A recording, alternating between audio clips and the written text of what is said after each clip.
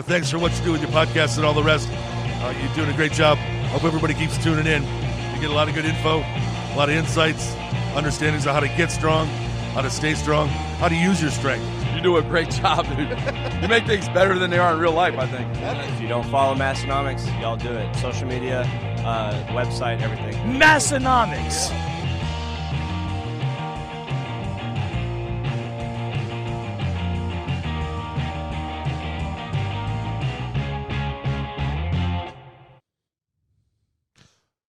Welcome, everyone. Episode 491 of the Massenomics podcast, the lifting podcast about nothing, recorded live from the corners of the Dakotas. My name is Tanner. And my name is Tommy. Episode 491, Tommy, you know what that means. Yeah, just got done getting greasy in the pre-show. Oh, these last 2 weeks have just been absolutely drenched in grease. Yes, they are. It's just the grease is pouring out of, if you're watching on YouTube, it's just pouring out of your viewing device right now for the last few weeks. Just the greasiest of pre-shows. And if you're not a supporting member, you don't get to listen to the pre-show, so you wouldn't know what we're talking about. But I guess take our word from it. It's greasy. Mm-hmm. Or you could find out for yourself. And if you don't know what we mean by greasy, you're just going to have to show up some week to the pre-show, become a supporting member and show up, and you'll get a lesson on what the grease is. Mm-hmm. You'll get a baptism by greasy old fire is what's going to happen. Baptism by grease. That's good. A greasy old grease baptismal. This week's episode is brought to you by our newest sponsor of the podcast. Have you heard about this? Have you seen this? Our newest sponsor, EliteFTS, EliteFTS.com. I'm going to tell you right away, we've got a discount code there. It's MASS10. It's MASS10 because when you use it, it'll save you 10% off nearly everything on the store and the site. And actually, they have 20% off nearly everything right now for their Labor Day sale. So a lot of that stuff, you can stack our discount code on it and get nearly 30% off. They also have their new multi-press, what do they call it? Their thin bars? Is that what those? Yeah, I think this is the American thin bar. Yeah, but I think those are on sale also. And then you can, of course, get bands or 20% off with our code, 30% off. I pitch their bands a lot because I feel like everyone has a use for bands, and you can almost never have too many. Can't.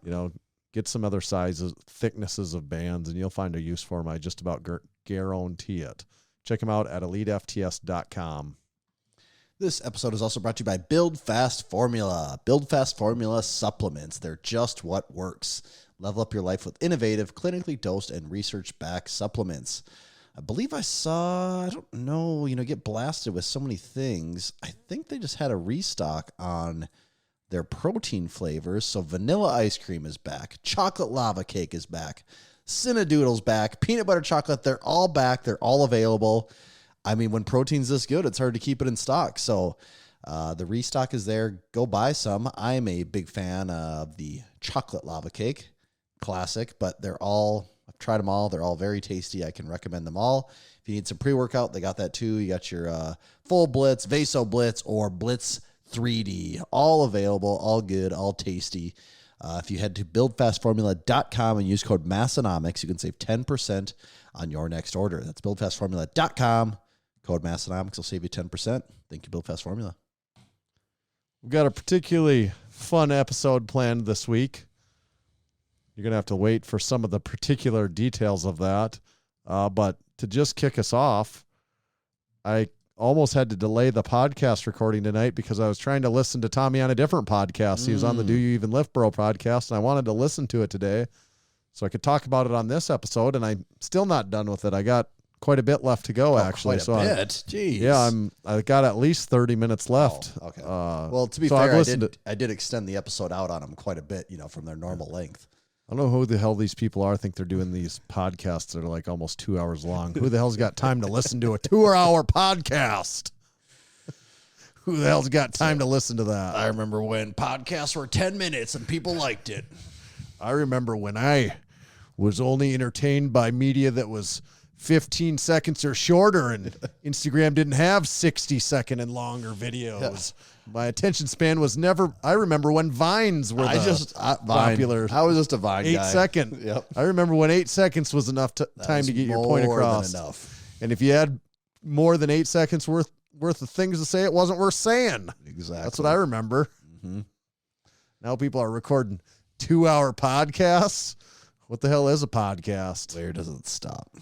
I do remember when I didn't really know what a podcast was. It seems like a crazy, insane, absolute insane thing to say right now. But I actually remember at work, we were I was in this like young, blah, blah, blah. Anyone that works at a place like this knows what I'm talking about. This young person thing. Hey, you're under the age of 60. Yeah. Let's put you guys in a group together to make you feel validated. Yes. And where you do these made up projects where the points don't matter and neither do the projects because nothing of it ever gets implemented in any way. Like, oh, it's cute. They tried. They tried some ideas. And someone suggested that one of the ideas was that there was would be a podcast for the company. And I'm like, the frick are you talking about? Like, what do you mean? You just talk? Where do you even get this? Like, who's listening to this? I vividly remember that. And maybe it's because not that many years later, we started a podcast. So I was like, always considered that thought, but you were the enemy of podcasts. It was probably like 15 years ago now at this point. I would because I was pretty fresh. It was probably about 15 years ago. So maybe this was around 2010. To be fair, or 2010 was pretty. I mean, I didn't know what a podcast was in 2010. Right. That would have been early. Yeah, I don't think I knew what podcasts were until probably like 2013 or 14, maybe. No, and Keith's bringing up a different thing. That's a story for another time. We've probably told that too recently. Talking about the shoe business. That was a business school project that we. What would be a nice word of saying cheated? Finessed. What would be a synonym for cheated that doesn't make me sound so bad? I like finesse. Yeah.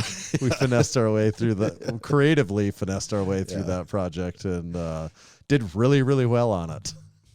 That's how you do it. But we've told that story before. But the Do You Even Lift Bro podcast you were on with Big Mike and Big Kyle. And so far, I'm liking what I'm hearing. I like their podcast anyways. So then, of course, when you get on to talk about Massenomics, it only makes it better. Mm-hmm. Yeah, it was fun. We got to talk gym equipment. We got to talk Massenomics. I mean, can you think of a better way to spend an evening? There isn't one. There isn't one. And it's like, you're like, I don't get to do this enough every week. I need to do this for another 2 hours. I just did this week. 20 hours ago. I like, sign me up. Let's go. Yeah. And a lot of good talk on there. You talking about your home gym journey, your last 2 years, 18 months, whatever, 24 months, whatever it's been into your home gym journey. And then also a lot of good Massenomics talk as related to certified training facilities, gym tours that we're doing, and just our involvement in Home Gym Con and the greater home gym community in general, right? Yeah. Yeah, as far as you and I have talked about this offline. As far as the community goes, I mean, sounds like we're bragging here, and I guess maybe we are, but I just feel like there's very few people that spotlight the community as much as we do. I would agree. Do you have this in here as a topic, the thing that you're making me want to talk about next by what you just said right there? No, I don't actually. Is that what you're leading me into? No, because that really makes me want to talk about that. I'm not actually. Because I don't know that it's a rant, but where is that in here somewhere? I don't even know if it is in here. I'm pretty. Oh yeah, it's Oh yeah. Yeah. Okay. Do we want to discuss that, or is that I don't care. Okay. Yeah, let's discuss that because it's fun and it's interesting. And this isn't, before we even get started here, this isn't directed at any one person. We're just talking general sentiment. Yeah. And this has nothing to do with we're literally talking about being on the Do You Even Lift Pro podcast. It has nothing to do with Kyle or Mike or anything. Or just no, not at all. Actually, to even just be even more specific, I love both those two guys are awesome, and they actually do talk about us a lot. So, and I really do. Before we get into that, I do actually just really like their podcast. I don't know if it's something about those two together. They're very positive, and Kyle is like really upbeat, and that's Yeah. just what he's like. It's Yes. not like he's doing a character. hot. No, like that's just his personality. And there's something about listening to people that have a positive take on stuff that you're like, all right, I think I feel good too. It's fun to listen to people that are excited about things. Yeah. So that being said, let me do the opposite. Not really though. Actually, I'm dancing around it. It's not really that negative, but there is this weird thing. We're very close to it, the closest to it possible. So maybe I'll say my perception of it is skewed somehow, and listeners can. We probably are a little decide. bit. We probably are. Yeah. But maybe we're a little jaded on it, actually, is what maybe that's a word you'd use here, is that we're a little bit jaded on it, possibly too. But I do think there's a thing, like our content has been way more about the home gym community within the last couple of years, obviously. We've been to Home Gym Con now twice, done several videos there. We've done literally more gym tours over this course of time than anyone else, more gym tours than anyone else ever has, actually. Basically, yeah. Yeah. What were you going to say? Oh, I was going to say you did just I wasn't going to interrupt you because I didn't want to get you off your train of thought, and now I can't remember what I was going to say. You're talking about home gym tours. And just like a shift of our content. Yes, that is an important point I think to make too. This Mike, Mike brought this up on the podcast. He said, was this like a concentrated effort to be like, oh no, we're gonna do home gym stuff now?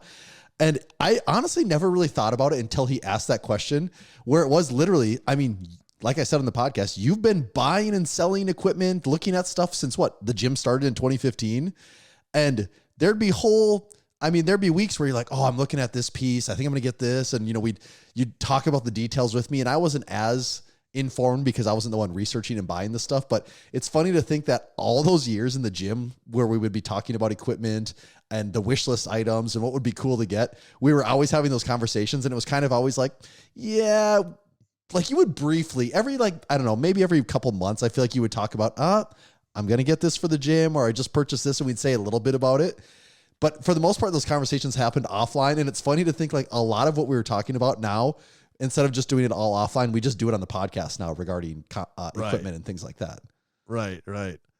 So yeah, what you're saying is right. We've always been talking about that stuff. Well, even another one I was thinking about too is, even as far as like Coop goes, he's kind of the pinnacle. I mean, he came to Massenomics Gym in 2019, and that was at that point we had several years of communication with him, Right. So it's like, oh no, we've been talking back and forth with Coop, who is like the OG in the space. Yeah. We've since before he was even.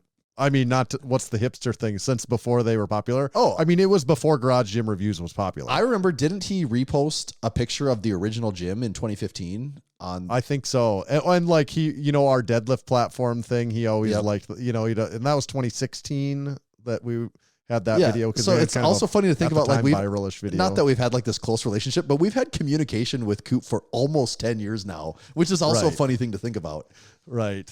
So to preface it one more time, I would say simultaneously, I also feel that we're very well supported by the community in some ways. And what I'm talking about is like this home gym community and kind of like almost like the home gym influencer community. And maybe just like some of the really hardcore people in there. What I'm going to say is, and I don't even know, correct me if this is not the right way to say it or if I'm not making sense, but I feel like we're sometimes not, I think people think of us as outsiders to it a lot. Right. Because we're not, and we've talked about this offline, because we're not exclusively a home gym company, that people think it's like, oh, they just like kind of, they do this other weird shit, which is whatever. Yeah. And then they sort of dabble in the home gym space. That's right. That's a good way of saying it. They think we dabble in it. Like and like we talk about it, we're like, dude, and this is, again, is not calling any single one person out, but it's like we create what I would say. They think we dabble in it. We create more content specifically related to that market than almost anyone else. I would say the only person that makes more home gym content than us is Coop. And I would hope so. They have a team of like 20 people. Like they got to do something over there. So I would also say, but as far as the actual community goes, like the community of home gym lifters, almost nobody does a job of spotlighting that community specifically better than us. And I mean that through our We're certified literally training facility flying around the country, driving all over. Yes. Doing going to people's houses, hosting their home gym tours, which we love. It's so much fun to do. We do a certified training facility of the week every week on the podcast. We have a certified training facility map where it's connecting all of these people. I mean, we have a whole nother, thread on our Discord where it's just people basically talking home gym stuff all the time. Yeah. I mean, you and I have had this conversation a ton of times. And that's like the Keith's comment in there. And this goes back to it. Since not all of our content is gym tours or reviews, then we get, then it's like we're the outsiders. But because we are doing so much content in the form of podcast, YouTube, Instagram, 2 posts a day, everything that we do, we have more home gym content than basically almost anyone. Mm-hmm. But it's also that we're making. We also do more content than almost anyone on top of that too. We're making equipment that people use in a home gym, drink spotters. We're marketing. We got drink apparel spotters for the home gym. We got drink spotters, horse stall grippers. We got flags and banners that people deck out their home gyms. But we've talked about this too. I think it's also because we're not chasing like the new, just random pieces of equipment that come up. That's kind of Jake's comment, saying, and that's you're not we're not just because at the end of the day, like we're only going after the space is big, and we only go after stuff that we think looks interesting. Like we're not going after something just because it's new, and there's nothing wrong with that. Like I like watching. I mean, I watch tons of videos of the guys that are reviewing all the new stuff because I like to see what's coming out. But we're not playing that game, which is exclusively reviews, and I think sometimes people think of like the home gym content game is reviews and reviews only. And like, if you're not playing the review game or the strictly equipment game, like you're not in the game. And I'm like, dude, to me, the whole thing is the community. Like it's not, it's the people. And that's where we're better than nobody does that like us. Literally nobody does that. Spotlight the community like us. Mm-hmm. Like that is our home gym tour formula, is spotlighting the people. And that's what's cool about home gyms is you go into it like, it's sweet to go into a home gym where someone's dropped a ton of money. But it's also really cool to go into a home gym where someone hasn't dropped a ton of money, but has also came up with really cool, creative ways to hack things together, make things, customize them to be their own. And that's the thing you only get from going to people's gyms in the community and seeing that stuff. Like that doesn't come from online reviews or online, articles of buy this with this affiliate link and that whole thing. And when we say that's not like aimed at anyone in particular, that's really true, because what I would say, what I could aim at some people in particular is that we are really well supported by some people in the community. I would also argue like outside of, I don't think this is crazy either. Outside of Garage Gym Reviews, I don't know if anyone has more supporters than us. I'm not saying like just from an online followers point. I'm saying like real supporters. Like if you say you're going to host an event in South Dakota, how many people are going to show up? Or like if you're just going to drop into this part of the country, how many people are going to like welcome you into their home to see their gym and all that? And people have been so gracious and so accommodating and also like so willing to come do meetups with us. Yeah. And there's just the fact of the matter is there's not a lot of people that could have a community, a base that would want to be a part of that.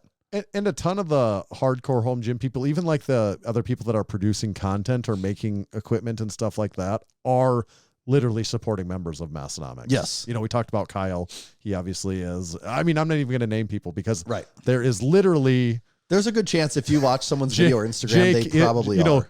To name Jake, he runs Home Gym Con. He is a supporting member, so we are... I don't want to...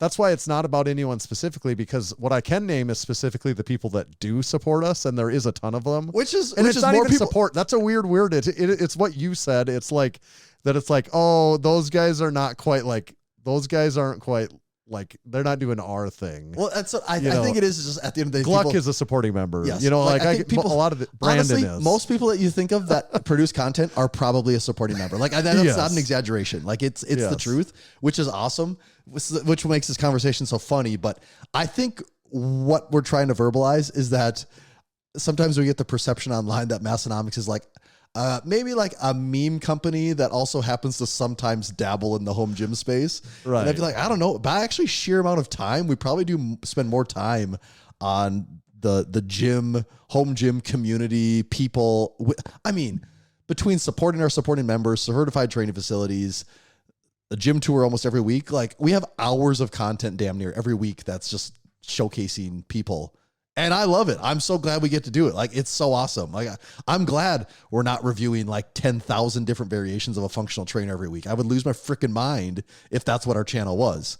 And I'm glad there's other people that are doing that so that we don't have to do that. Yeah, there is definitely a market for that, or like it's good that some people are doing that. That's It not is. our It is. that- And I but that watch ain't those our bag, videos. baby. I watch those videos silently. Like, I'm not leaving comments or anything, but I watch them and I see what's going on. But I'm glad we're not like buying functional trainers for the gym and from what, like, I'm just glad we're not playing that game. Like, I love the little niche we've carved out for ourselves in this home gym / strength space. I probably this happens to me a lot in a lot of things. Even maybe I make up maybe it's just a fictitious. I'll use the word enemy because I can't think of a better word. But I make up this fictitious. Yeah, that then I have a chip on my shoulder about. So then that drives me to want to do stuff. Because I'm like, nope, we have to prove it to this pretend person that this Right. avatar that I've designed of this person in my head that doesn't think we are. I 100%. I mean, I'm that's like, well, we'll everyone show, does that. We'll though. show them. Everyone does that though, with whether it's the gym or business or work obligations. Right. Like, it's always a thing. Right. That's kind of part of the fun of it, probably too. Oh, it even is. though So that it is keeps like- you going. Have a little bit of chip on your shoulder here. We'll show them. Then we'll see what's up. I'm not sure who it is we're showing, but they're gonna see. Them. They'll find out. Then they'll know. They'll know exactly. Okay. So that was the bee in the bonnet segment. Not even really bee in the bonnet, but just like something that we've discussed before. Mm-hmm. Okay. You thirsty over there after all that ranting and raving? Really thirsty. Okay. We showed them, didn't we? What? Whew. After What are you showing them drinking? like that, I got to crack into the cold Kirkland lemon sparkling water. Oh, I got just the thing for an occasion like tonight. Oh, is that a Keith Head koozie? That's a Keith's Head koozie, genuine. Can't just get those anywhere. Ah, that's good. What's in there? I missed that part. Waterloo tropical. I think this is from Big Derek. This is tropical fruit Waterloo. I'm pretty sure. Maybe I'm making this up. I think this is from Big Boston Derek from the Lift Hard Live Easy Classic. I think. Maybe I'm making that up. Could be either way. Imported from Boston. You have to use your imagination where this is from. All right. What's the next topic this week? Let's see. You talked about the sumo versus conventional data. I actually, Big yeah, Kevin let's talk piled about that together. actually. I think I took some screenshots. I was pretty impressed here. Shout out to Big Kevin. Go check out his gym tour on the Massenomics podcast.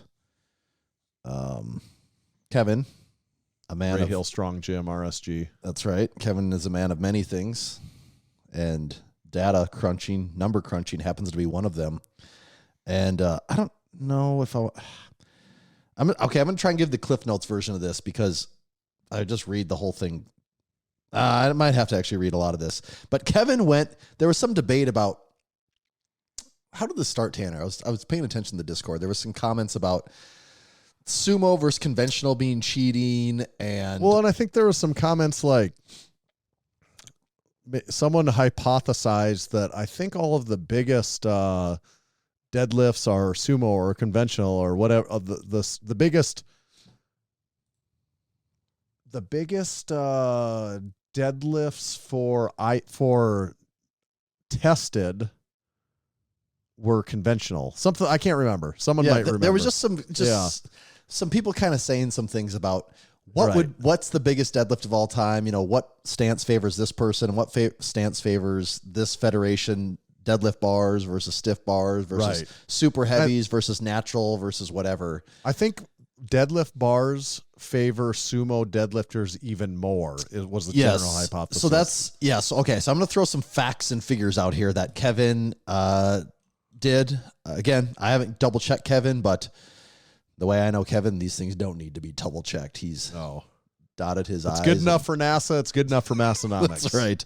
Okay, he took the top 10 deadlifts of all time in each weight class, and he added the top 5 IPF deadlifts for each weight class if they weren't already in the top 10. You know, some weight classes don't match up exactly, so I had to do a little combining there. But he tried to get the data as close as he could. Here are Kevin's interesting takes. There's been 7 1,000 pulls all time, all on deadlift bars, all sumo. And this isn't a powerlifting meet. We're not talking, strongman, things like that. The top 5 are the same 2 guys across different weight classes, and then 2 more. Dan Grigsby at 275, Colton 275, Colton 308, Grigsby 242, Grigsby 308, Jamal Browner at 242, and is it Weir Becky at 242? I think his name was like, yeah. He was like a Polish IPF lifter, I think. So interesting there. All deadlift bars, all sumo pulls, and none of them. Actually, Grigsby and Colton both 308, but no super heavies in that group. There's been 8 deadlifts from 950 to 999, all deadlift bars, half sumo, half conventional. So there it's starting to even out a little more. And there's been 34 deadlifts, 900 to 949 pounds. 3 were on power bars and conventional. 20 were on deadlift bars and conventional, and 11 were on deadlift bars and sumo. So really what that tells you is that from 900 to 1,000, conventional is slightly more common than sumo, which is interesting. Yeah, would you say it's interesting? Is it surprising? Well, I think what's surprising about the only reason that's surprising is because the top 5 all time or top 7 all time are all sumo. But then once you get down in the 900 to 1,000 range, it does favor conventional. But again, we're talking deadlift bars here though, and I can't even say that. It's just interesting. I don't even know. Yeah. I don't have any strong thoughts on it. What else is the next part here? The best power bar sumo pull is 860. To me, maybe that's the more interesting thing, is that the heaviest deadlifts of all time. But actually, now that I think about it more, the best power bar deadlift is going to be in a tested fed. So that also is going to take, that can be the difference of 100 some pounds right there. Like it's not always going to be, but that is a factor. And then that Weir Becky, so he pulled 860, and then he went on to pull 1,005 on a deadlift bar at 242. For all weight classes except super heavyweight, the top 10 is dominated by deadlift bars. I don't think that's a huge surprise. And sumo dominates the top 10 for 220 and under for all bars. 242 is mostly sumo for deadlift bars, but mostly conventional for power bars. Conventional is mostly 275 and 308, and all for super heavyweights for both bars. Yeah. Do you have any of the Jefferson deadlift data? Well, Massenomics. Just go to the website. We're the record keepers of that. People can find that one. So what was Kevin's conclusion? What does this all mean? I don't know. I guess deadlift bars and being under 242 benefits sumo pullers more. That was his takeaway. So is sumo cheating? I mean, I don't think it is. People like to say it. I don't think it is. It's in the rules. I mean, just by even a technicality, it's not cheating. It's literally in the rules that it's allowed. I also believe firmly, I've said this before, anyone that can do more sumo does it. Oh, yeah. So literally, if you're pulling conventional, it means you can't do more sumo. Yeah. Right? Oh, if I could pull more is that a sumo, universal statement? If sumo felt better and I could pull more, I'd do it. Why wouldn't I? Why would I intentionally do the lift that feels worse? For honor that no one really cares about. Nobody does that, though. Like, No. not a single person, right? No. You might not be able to do sumo because it makes you injury prone. You just can't get in position. Your leverages aren't as good for it, whatever it is. But if you can do it and you can do it more, you're doing it, right? That's what seems to be the case in my experience. Yeah. Like you're for sure doing it if you can. If you're a power lifter. Yes. I guess that's the, if your goal is to deadlift the most amount of weight possible in a powerlifting meet, then you're doing that. Any if that's legal the way you do it. means. Yeah. All right. Sumo versus conventional data. You heard it here first. Well, you probably heard it other places too, but you heard it here also. You heard it here also. Doesn't have quite the same ring to it, but maybe we could get something going there. Do we want to do supporting our supporting members this week? I think so. Okay, and I have a certified training facility of the week. picked out, actually, okay. so Make it easy. no for me. need for you to pick out one. I've got. I was stressing. That's the toughest I've part got of my one entire for. week. I've got one for us this week. As a matter of fact, I've got a special little certified training facility of the week. But before that, supporting our supporting members. It's a relatively new segment of the podcast. I mean, relatively, right? Yeah, It's everything's relative. Is that what they meant by theory of relativity? Is that the supporting our supporting members is a relatively new They segment? were referencing a podcast segment that would appear in a future timeline. Yes. So it is relatively new. It's a segment where we like to give back to those that support us. We like to give back to those that support us in many ways. Probably the number one way is we've created this community that you really get to be a big part of if you become a supporting member. You get to be a part of that community through the Discord, through things like the Greasy Old pre-show.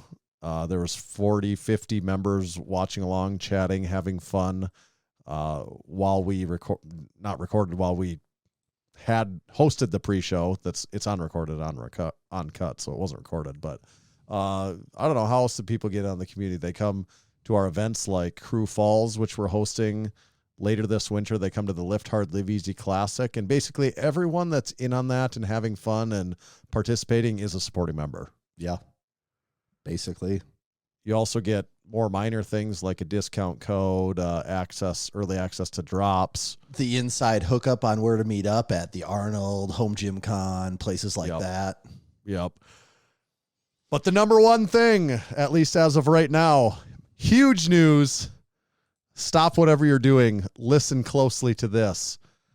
We have ordered the primary portion of this next mailer that will be going out to all supporting members. But the good news is we did order a few extra. We've got some. So if you want to get signed up before the line in the sand, which we're not setting the line in the sand this week, right? No, not this week, but it's going to be soon. It'll be soon. The line in the sand will we've been talking about this for a couple weeks now. I think maybe 2-3 weeks we've been mentioning we might have this mailer coming out. Big Aaron said, wasn't the mailer supposed to be midsummer? It's been a busy summer, man. Come on. I don't know if you know everything we got going on, but It's been 1 week since you looked at me. times like 10.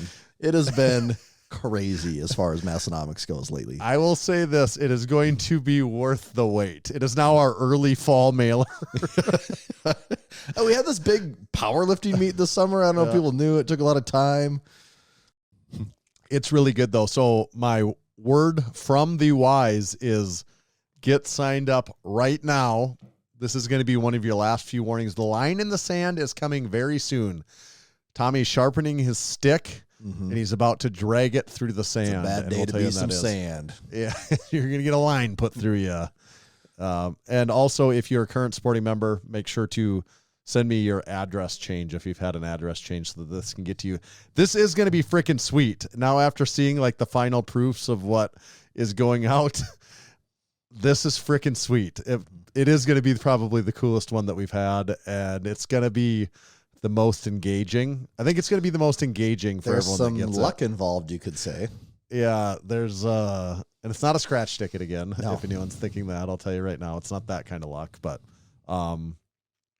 it's going to be friggin' sweet.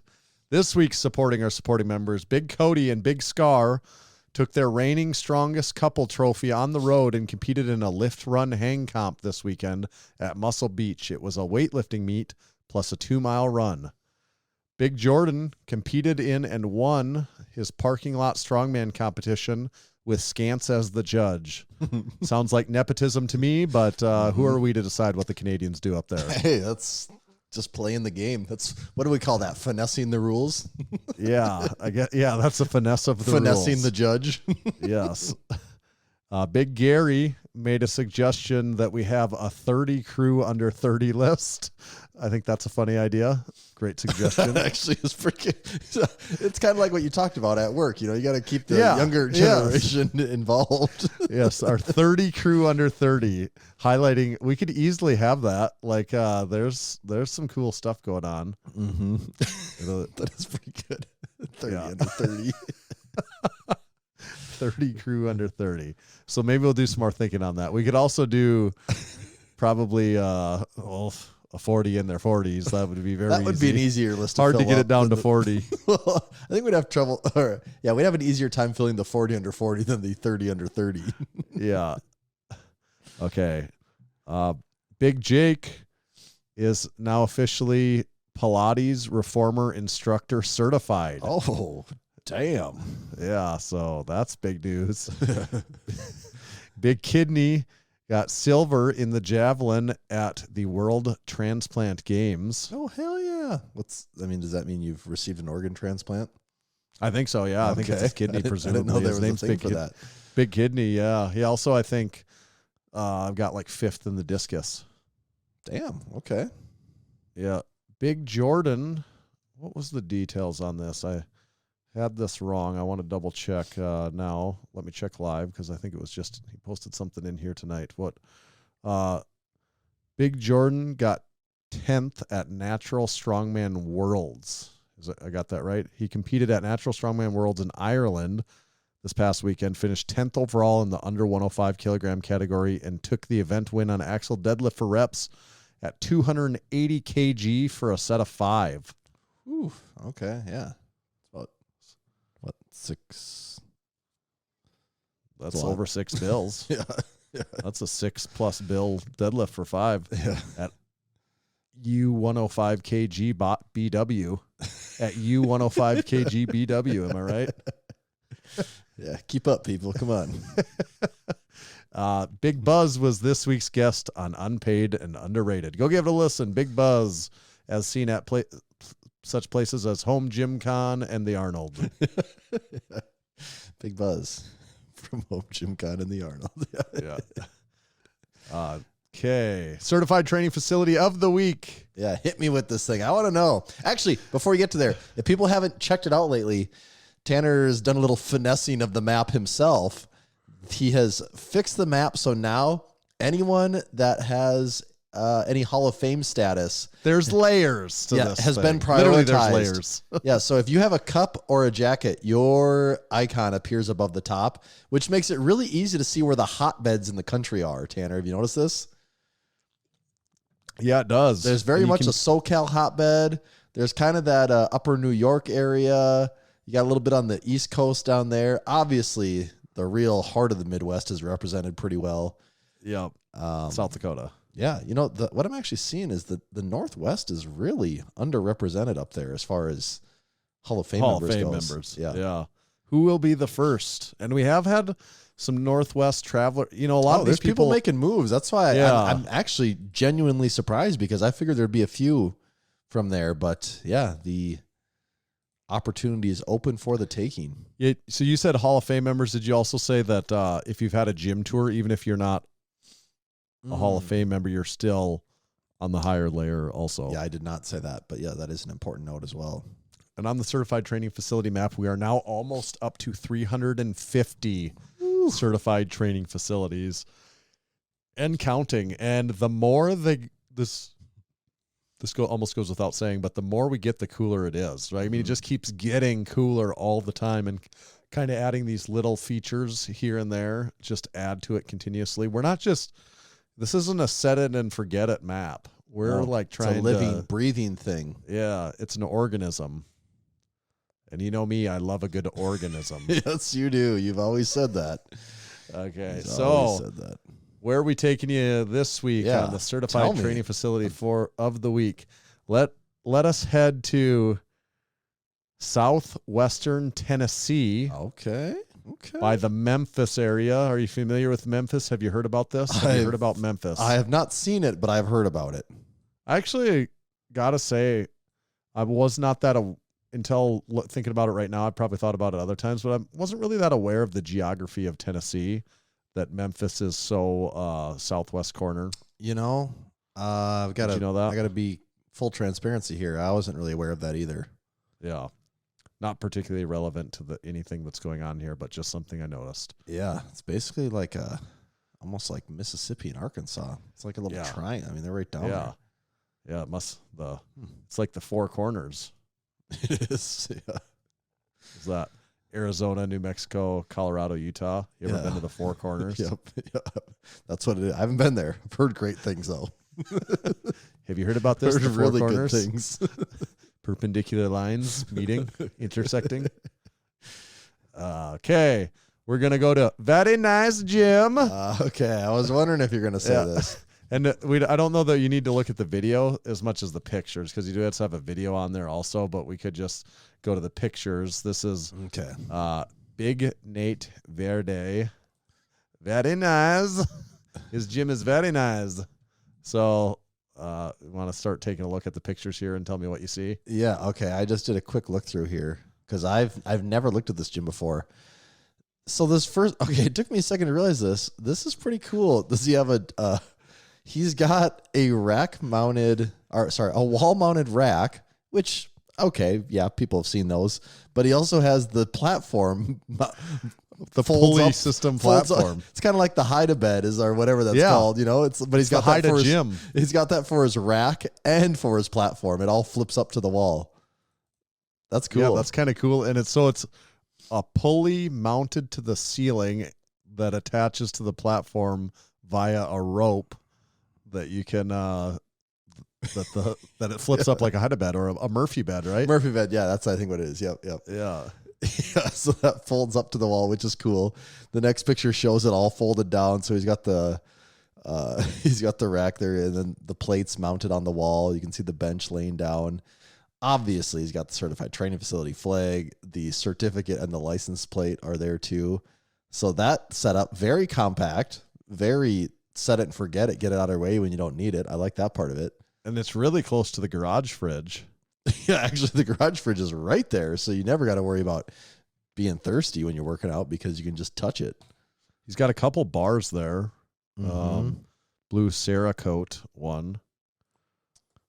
Yeah. I don't know. Some bar from the top. I can't tell what it is. It's silver. Yeah, it's got those kind of like those rubber band things on the collars. So what kind of rack is that then? Is that made to be a folding rack, or did he? I'm not sure. I'm not super up on my folding rack. It looks like Titan. Okay. I was gonna say it looks like a 2x3. Yeah, because it folds like side to side. It doesn't fold up like some of them do, which is interesting too. Yes. All right. So what do we got next? Okay, then we got this basically like a locker with a ton of stickers on it. Yep. That's Bunch cool. Of crew stickers and stuff. I see a Jefferson deadlift. Yeah, we got another photo of the rack here. I think we covered all that. And then this piece here, Tanner. Is that a Thomas Hawley inch dumbbell? Is that what we're looking at here? That is a 78 kilogram, 172 pound Holly Thomas inch dumbbell replica that he's got there.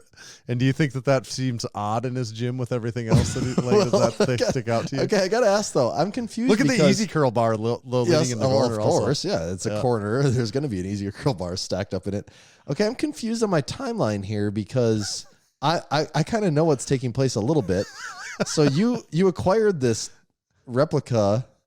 Okay, tell the story. Tell the story of that to people first. Oh, a couple people reached out. Carp mentioned in the Discord to me that someone was in Tennessee was selling this Holly dumbbell. And then someone randomly emailed also to the Get Big and said, "Hey, have you seen this marketplace deal amazing. for this?"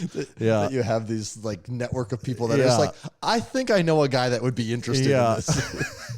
And the thing about it is that is not an easy. That shipped from the UK costs many hundreds of dollars. It costs several $100s to begin with, just the price. But then getting that shipped to you is going to cost, in excess of $1,000. By the time it's landed, yeah, you've spent over $1,000. That's the big boy. That's the full weight. That is the Thomas inch replica right there. And so I said, well, shoot, Carp, are you close to this? You're a Tennessee man. He's like, well, this is actually like multiple hours from me. But some people said, Big Nate Verde. We got a guy. Not so far from him. So if you haven't pieced it together right by now, that is my Thomas Inch dumbbell and his. And that's what I assume this was yours. But where I'm confused is last week, didn't you say you wanted to do a gym? Was it this one or a different one? That was a different one. That was okay. That's where I was getting confused. How many weeks has this been going on? That's that provided for a good setup on this actually, even because I had to audible here. So we have another one we need to do next week. They don't have a Thomas Inch dumbbell. So the Thomas Inch dumbbell has been hiding in the certified training facility map this whole time. He got it yesterday. So these are brand new pictures today. All right. Yeah, and I did want to hear, because we actually haven't talked about this yet. I just was following along on the Discord. When I saw this pop up, I'm like, dude, I hope it'd be so cool if Tanner can figure out a way for this to work. And I'm just watching it go down. It's like, yep, Big Nate Verde's hooking it up. And then pretty soon, like, yeah, I think it's a done deal. And the pricing on it was pretty hot too, wasn't it? It was $450, which I didn't even haggle because it's like, take it. That's about what the dumbbell costs if you were like right there in the UK and could just walk in and pay Euro cash. But we ain't in the UK thing. Over here. No. And yeah, so to be determined when and how I actually get this to Western Northeast South Dakota, but I have a feeling it'll happen at some point. There's enough mules around the country that can move. I'm not worried about that. Yeah, that'll happen someday. I got nothing but time. It's funny that is getting the easy this, part, actually, of this dumbbell in Tennessee. Yeah, it'll show up at some point. No one's worried about that. Yeah, I'm not worried about that. We'll get it. But this was part of Big Nate's negotiation was getting a certified training facility of the week and hiding this Thomas Inch dumbbell in plain sight right there. I gotta say, I talked to Nate when he picked it up, and then he had a video of the guy. Oh, I also negotiated that if Nate could have picked it up, he would have given me $50 off.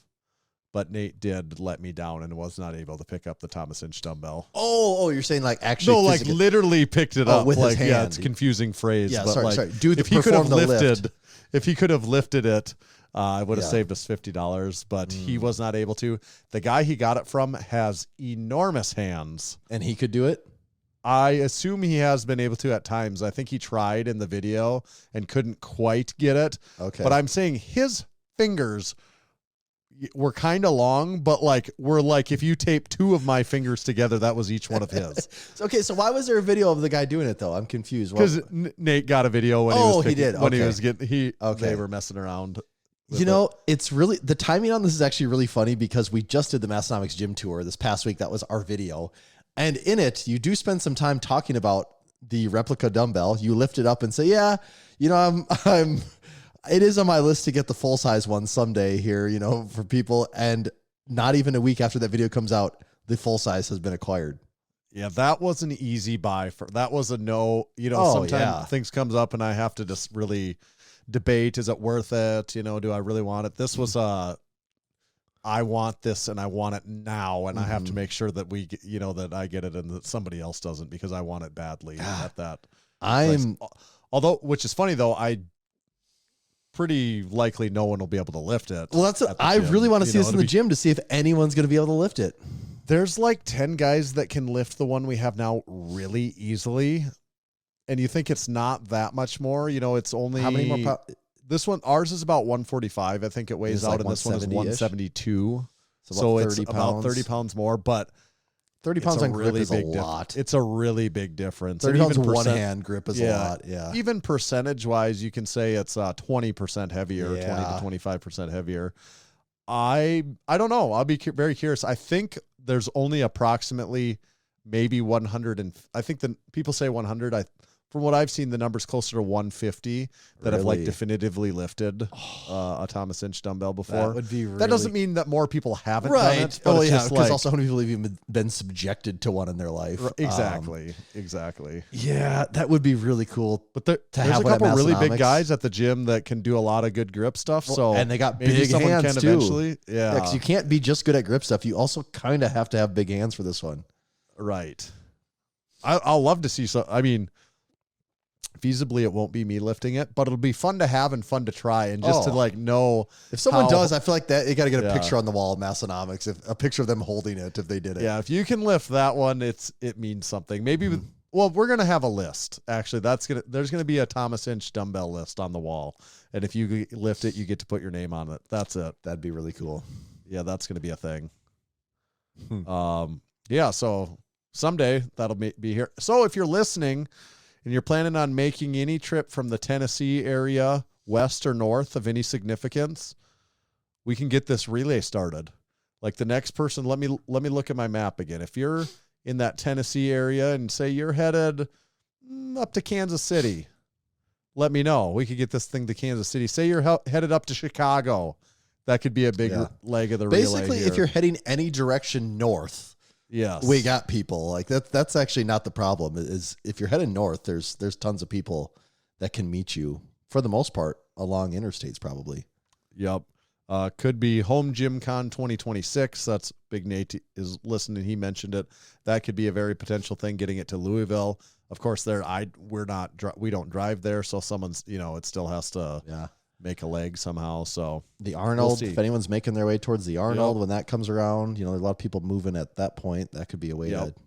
Yeah, if it got up to say Indianapolis or Chicago or even honestly getting it towards Ohio wouldn't be the worst thing either, just because there's a lot of people in that direction. And there's a lot of people that sweep east to west to us in that northern band of the country. Yeah. Colton asks, if you have a booth, wouldn't you drive? We will not be driving to Home Gym Con. Actually, we are going to work on the logistics of flying this time. Shipping a few boxes. Yeah. So that's our certified training facility of the week. Please become a certified training facility. We'd love to have you. Also, check out TexasPowerBars.com. They are the barbell that we know and trust at Massenomics Gym. Whether you're talking, well, Tommy's a big fan of them because of their history. I do like the history, but I also history just like and only the history. I don't care about anything besides that. Tommy only likes them because of the history. Only the history. I'm a big nostalgia guy over here. Yeah, I kind of like them because they're rock solid. They're durable. They take a lick and keep on ticking. They have awesome knurling. They look cool, and they're pretty affordable at what you get too. Tommy doesn't give a shit about any of that. He just likes the history. So maybe you're a history guy too, like Tommy, or maybe you like other things about the bar like me. Either way, head over to TexasPowerBars.com. Grab yourself a barbell, power bar, deadlift bar, squat bar. Let them know that your friends at Massenomics sent you. This episode is also brought to you by Juggernaut AI.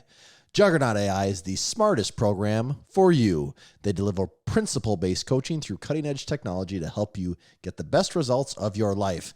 I know what you're thinking. What the hell does all that marketing mumbo-jumbo mean? Well, let me break it down for you. I've been running Juggernaut AI for a few years now. I have made incredible gains. I've set all-time bench PRs for myself. My squat and my deadlift, when I'm staying healthy, are moving the best they ever have. And I firmly believe that if I can just stay in good shape for the next year, I might be hitting all-time PRs at the ripe age of 36. So Juggernaut AI has been a game changer for me and my programming. And maybe most importantly, it's kept lifting fun.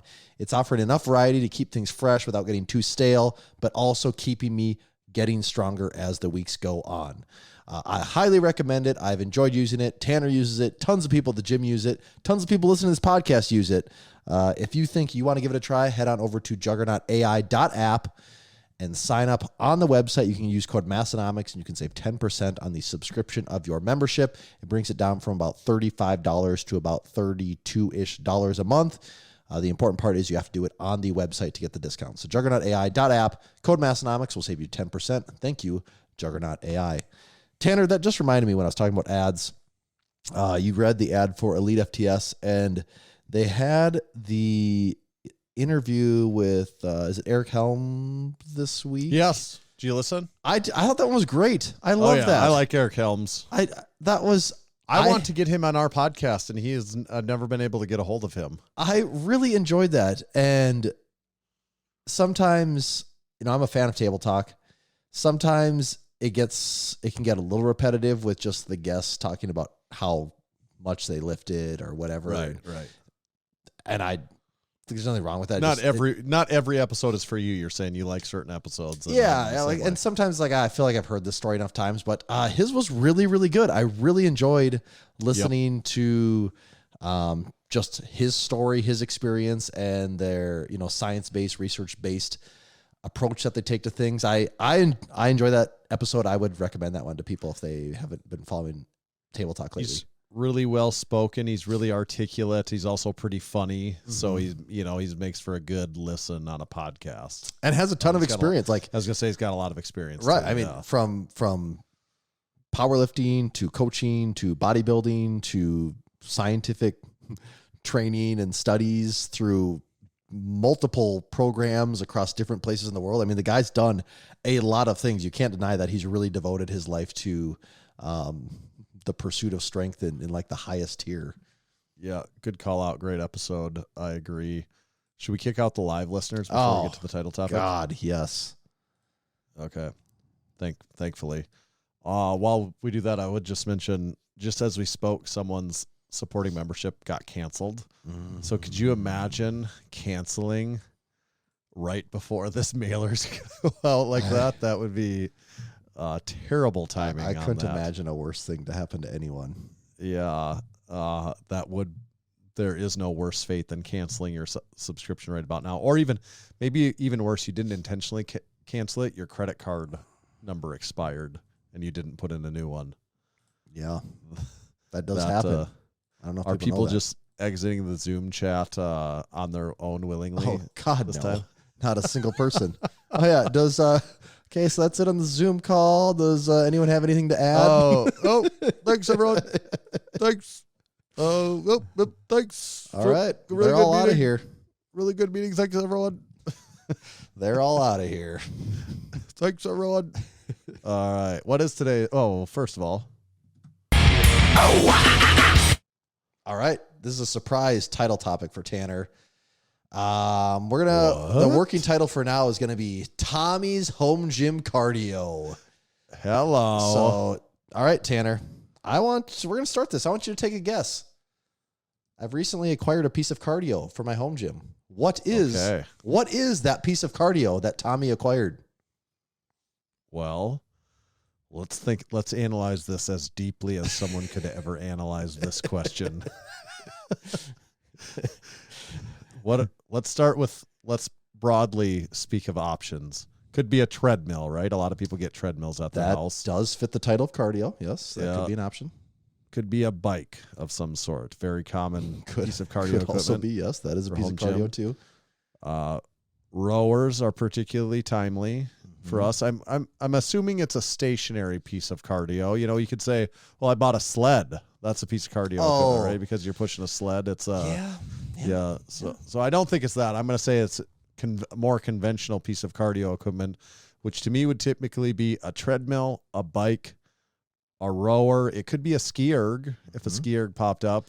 Least common of them. Because that's such a wild card, I'm going to pull the ski erg out. I'm going to say it's not a ski erg. Okay. I'm saying it's not a sled. It's not like a moving thing. I'm going to say it's not a treadmill. I could be wrong about that, but for the sake of having to eliminate my options, I'm just going to say not a treadmill because treadmills are bigger.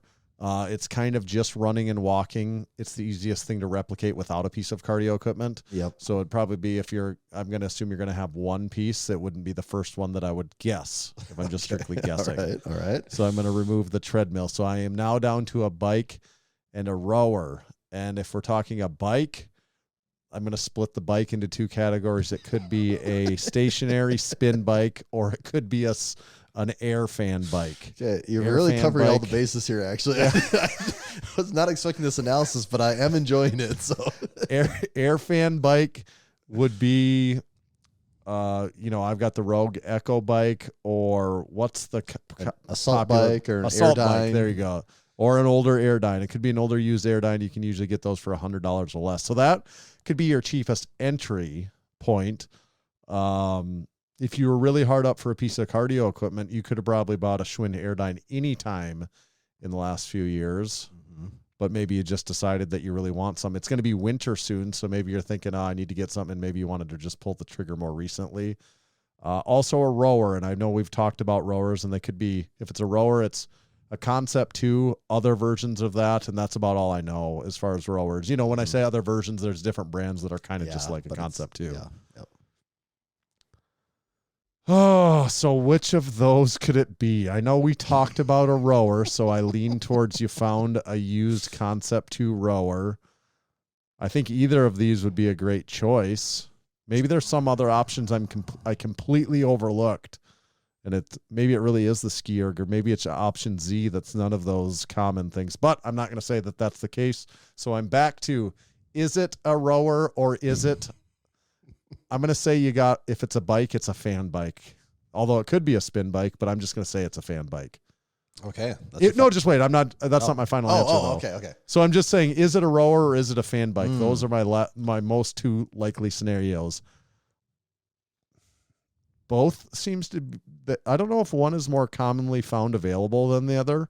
And I don't know that one is necessarily cheaper than the other. Mm-hmm. You can find cheaper options of fan bike because the Schwinn Airdynes exist. Mm-hmm. You can probably find relatively cheap options of the rower, because if it has to be an off-brand or a really old one. Sometimes you see really old ones that are. Yeah, I'm gonna say you got a used air bike. I don't know what brand. Okay, that's my guess. Okay, that was an incredible analysis. Actually, really well done. I got to give you points for that one, but I'm going to say this might be one of my hottest takes ever on this podcast. Okay. My piece of cardio I have added is, and I'm ready for the discussion after this, is all right, a Peloton bike. Oh, a Peloton bike. That's actually kind of a whole other category that I wasn't really considering. Slightly, yeah. You were very close. I guess I really wasn't thinking about that as an option, though. I wouldn't have either. If you sprung this on me, there was no way I would have gone that direction. Yeah, I was not thinking about a Peloton. I did say bike, so I'm giving myself the credit of you even bike. Said spin bike, and I'm like, God, is he maybe going to get there? Okay. Yeah, I would have had to have considered think of the... I eliminated spin bike because I wasn't thinking about Peloton style as an option. Basement Brandon has a Peloton bike. Did you talk to him before you got it? So this is... I'm guessing you did. So this conversation is going to be funny because I know we've actively shit on Peloton bikes, or I probably have on this podcast, probably multiple times throughout the years even. Do you think you've shit on it, or what do you... I think I've just said how it's just annoying that they have a monthly subscription. And I think that's more been what my... Right. I think that was my critique of it. Because I don't really remember us really shitting on Peloton. I think there was one time we're like, hey, look at the stock price. It's really not doing good. But maybe that could have been a reference to like Mirror or something like that too. Or Tonal. There's so many of these things I kind of forget what's what as far as the subscription-based items. But I probably had talked critically of the subscription in the past, which I mean is a lot. Okay, so we'll get to that. But I had been looking, I've talked about this for a while. I've been looking for a piece of cardio equipment. I'd like to have something that elevates my heart outside of basically holding your breath for squatting for 8 reps. It's it just feels like maybe there's just a little something you could do that would be beneficial.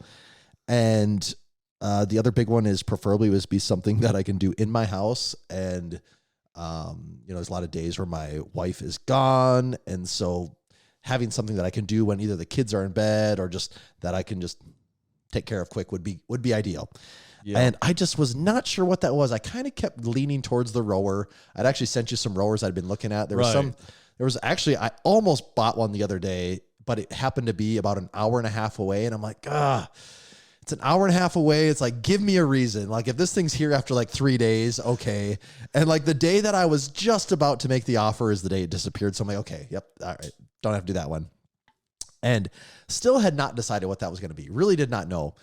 And there's this guy, Basement Brandon, who had a little video come out a few days ago. I don't know. Did you see this video on YouTube? I haven't watched it. I did see that it came out, but I've definitely seen some of his content about Peloton before. Yeah, and I've known he has one. I didn't really know. I've probably have watched it. I just never really paid attention because it was so not on my radar. But sat down to watch a little YouTube before bed one night, and I'm scrolling through my subscription feed, and I see he has a 3-minute video about a Peloton. And my immediate reaction was a Peloton video. I'm not going to watch this. And I was like, 3 minutes. Okay. Yeah. And I watched it, and I got done with the video, and I'm like, dude, I'm sold. You convinced me in 3 minutes. He was basically saying how much him and his wife have used it throughout the years.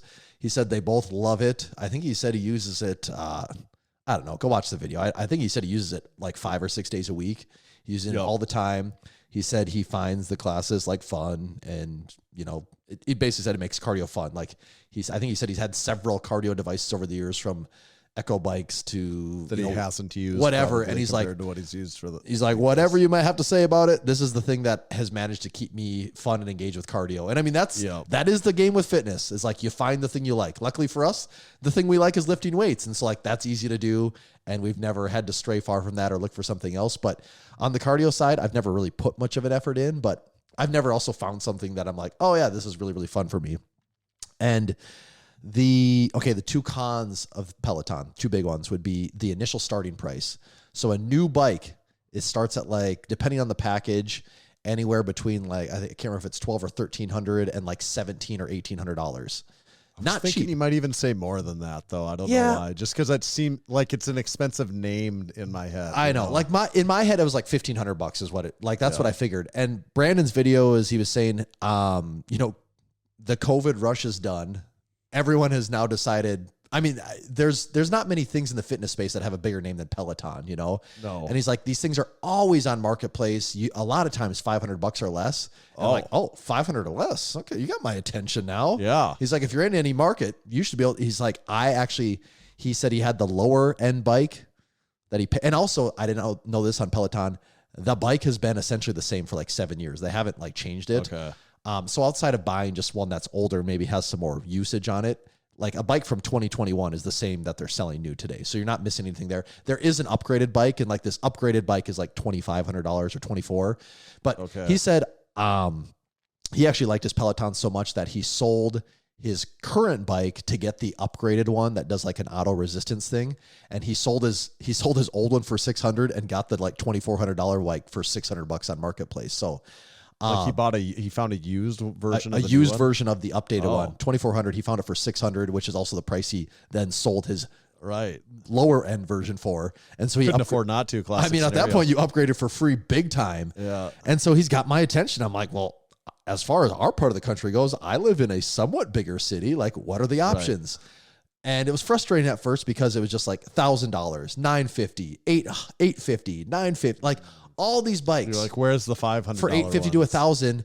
You look in Minneapolis. I mean, you can find them for $400 all day in Minneapolis. But I'm also like, by the time I spend 7 hours in the car and another $60 on gas, I'm like, well, that's not any savings. So I'm like, well, I don't know. I'll just keep an eye on it. And one popped in for $650. I'm like, okay, not terrible, not terrible.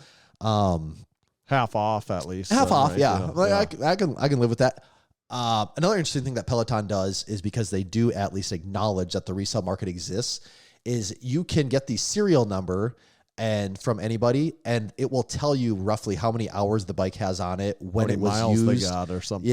Or when it was activated. So you at least have some info on some minor specs, assuming so. Do sellers share that with you? So you can ask them for it, and I did. So eventually, I'm waiting. I'm very impatient at this point because I'm like, dude, I'm jacked. I'm ready to go. Let's do this. And so there was one for $650.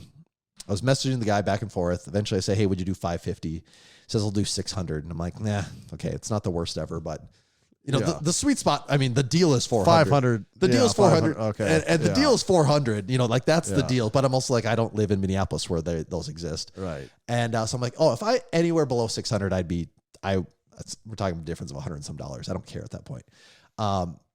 So I'm like, it's 50 off to 600. And then I'm like, well, I'll just wait and see if anything happens. And I waited like 4 or 5 days. Nothing else popped in. And I'm like, screw it.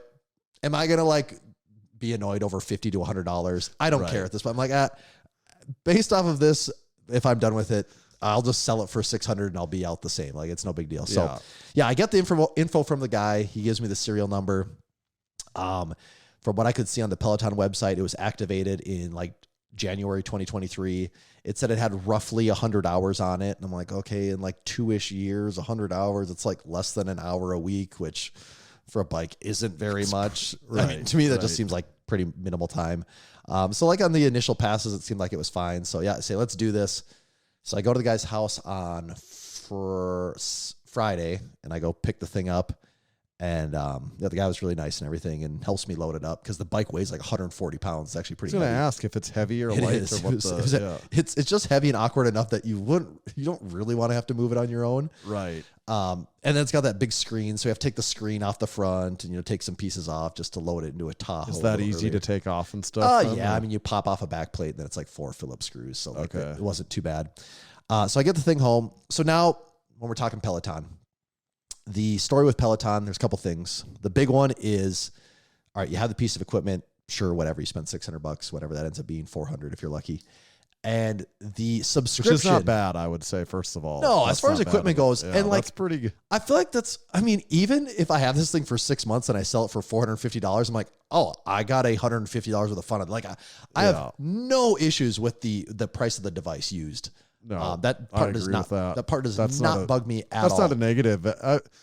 Buying it new and spending $1,500, that's a pill especially to when you just swallow, look but- at the used market, what they're going like. If they were still going for $1,000 in the used market, then it'd be like, okay, it's a different story. Yeah. But they don't keep their value because there's just too many of them out there. Right. So the where it rubs people wrong, or where it's a hard sale for people, is the monthly subscription is like $42 a month. So it is spendy. That is an expensive. Why does that part have to be so much? It's a lot. And the thing that sucks is, I wish it was half. Oh, I know. Well, and I get it. If you go on, like, if you don't work out at all and you buy a Peloton and you buy into it, there's a ton in there. It's not just Right. like when you load it up, there's a cycling category, there's a yoga category, there's a meditation category, there's a strength training. So really it's like, oh no, this, like, the way to think of this is actually you're just paying for a fitness coaching app. Right. And this one happens to be tied to your bike. Or like in my use case, it's like more tied to the bike. But like if I was just like, I don't know, some person somewhere that has never exercised, I could see how this would be a very good starting point. Like there's all, the content's great. It's all there. So getting ahead of myself a little bit here, but that's one thing that's a little annoying. The other thing that's annoying, and from what I can tell, they just started doing this a month ago, is when you buy a used bike, because, this is all connected to the internet. They know it's used, that you have a $90 activation fee on a used bike.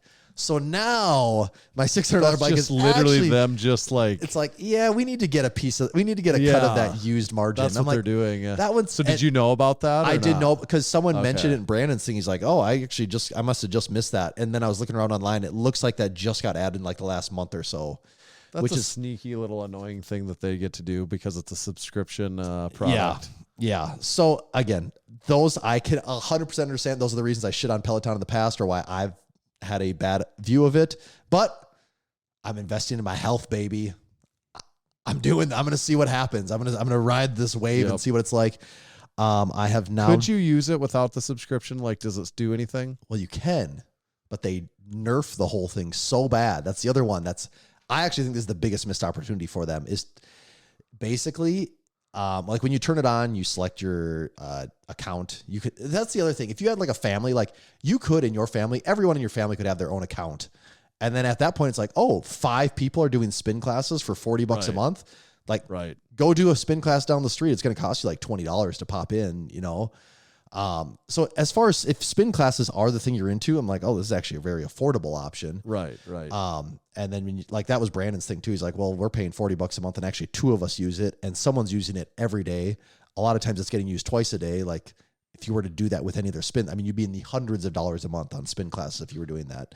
So can I buy a used one for Massenomics Gym and 50 people can all, what's the commercial? See, that's weird too, because it ties to like the Peloton app on your phone. I was actually trying to look at this because I'm like, I could actually see how some people at Massenomics Gym would like this. That's what I'm saying. Like, because the $600, whatever. I mean, that's every nice piece of equipment costs that much or more. Yeah. So I don't care about that. The $40 subscription is really annoying to me. But if I had like 30 people that all like to use this, I'm like, that's a kind of a small investment, really. I thought you would ask that question. Before this, I was trying to research because I'm like, oh, could Tanner just make like Tanner's account? And then it's like, and I think maybe you could. It's just like on your iPhone, because that's the other thing that's cool about it is like, I look at the health app in my iPhone to see, okay, have I been moving today? It's like, and if I haven't been doing anything, I got time, I'll go for a longer walk. Like I'll use that to dictate how long of a walk. you might be able to use it under your name, and it's just going to think that you're just racking up a ton of workouts every day. Right. And okay, so now that we go to the actual experience, but if you don't have the app, you can turn the bike on, and it's just a black screen. And in the bottom corner, it's going to give you like your cadence, your speed, and your power. So it's basically going to give you like a little like a Concept 2 kind of like output of just your stats for that time, but it's not going to save any of it. To me, that's the really dumb part, is it doesn't save any of it or give you any history, like training history or anything like that. And I'm like, really? You can't even like give training history, or you can't do like a $10 tier where like, That's what I'm thinking. because this is another thing they have. They do scenic rides in there. Like, okay, you don't want to do a class. You can do like, oh, I want to go on a bike ride through whatever, this mountain in Brazil or whatever. And the faster you pedal, the faster the bike goes. And it's playing music, you know, from whatever playlist. And like, even that, it's like, nope, it's either $40 or nothing. Like, there's no in between. And it just seems like a missed opportunity for them. Yeah. So I think people are, with a $40 membership, like, conscious of that, you know, like they're going to cancel that, where just look at streaming. Everyone has multiple streaming services that are $20 or less that they're like just letting ride, because like, that's the price point. I might watch something this week, and it'd be annoying to have to sign back up. But I think when you have subscriptions that are over 20, people are a little more price sensitive to that. I think if it's either $19.99 or even $9.99, you get people to sign up and they're just never going anywhere. Yeah. Like they'll just keep it forever. And I think it's fair. Like, yeah, if they want to do a tier for $15 a month, but it doesn't have like as many features, I think that's still kind of fair, and I think people would do it. But anyways, okay, so those are the complaints, those are the criticisms about it. As far as actually using it now, so I got it on Friday. I used it Friday. Did not use it Saturday. I was really busy, but I used it Friday, Sunday, Monday, and today. And I have loved it. It's been really fun. Like, so I go into cycling, you get in the bike, you go on to cycling. They got all the classes in there. You can sort by, there's a filter on the sidebar. You can sort by the music type, the length, the style. Like, do you want it to be like a hit style or Tabata or whatever it is? Like, all these words I don't even really know, but you can like just pick all these different, like what coach do you want? You know, there's like 20 different coaches or whatever. Like, if you have a favorite coach, so you can filter by all these things that you like. And then you can click on the workout, and it'll give you the workout rating, like as far as difficulty goes. So you know what you're getting into. It'll show you the playlist for this is the type of music. And you're like, oh yeah, actually, yeah, if I'm going to go on a 20-minute ride, I would prefer to not listen to music that I hate the entire time. And, and then like the difficulty, you can look at that. And so like already it's kind of fun because you're tailoring it to what you want. And I've never done a spin class in my life. I've never been a part of one. I know they're getting pretty popular now. And so I didn't really know what to expect. And so you do some beginner ones where they kind of a little bit more, the coach is kind of coaching you through things slightly more. And then today was the first time, like, now give me the real deal. So I just hopped on, and it's like, okay, I'm just going through, and it's like, all right, earlier today there was a, like house music, like dance music. It's like, all right, 20-minute house ride. And the rating was like 7.5 out of 10. I'm like, all right, let's see what this is about.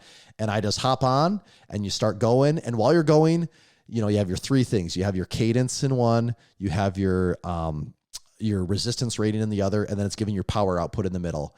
And so while you're going, the cadence and the power output, they both have like meters for where the coach wants you to be. So you kind of know how to play it. So it's like, yep, all right, for this part, I want you guys to be between like a 70 and 90 cadence. And like you do that. And it's like, all right, let's have our resistance at 35 here. And so you're just following that.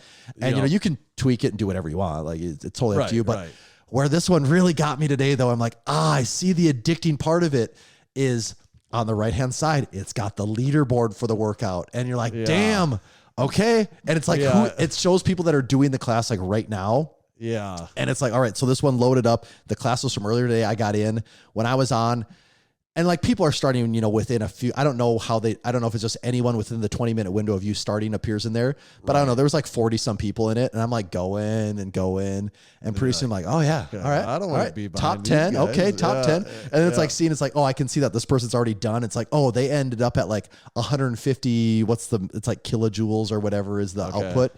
And I'm like, oh, I'm at 150. I'm at 148. Okay, yeah, I'm passing them. And it's like, okay, I can see the top 10. All right. Number 10 is at 200 kilojoules. I'm like, Yeah. we're going, baby.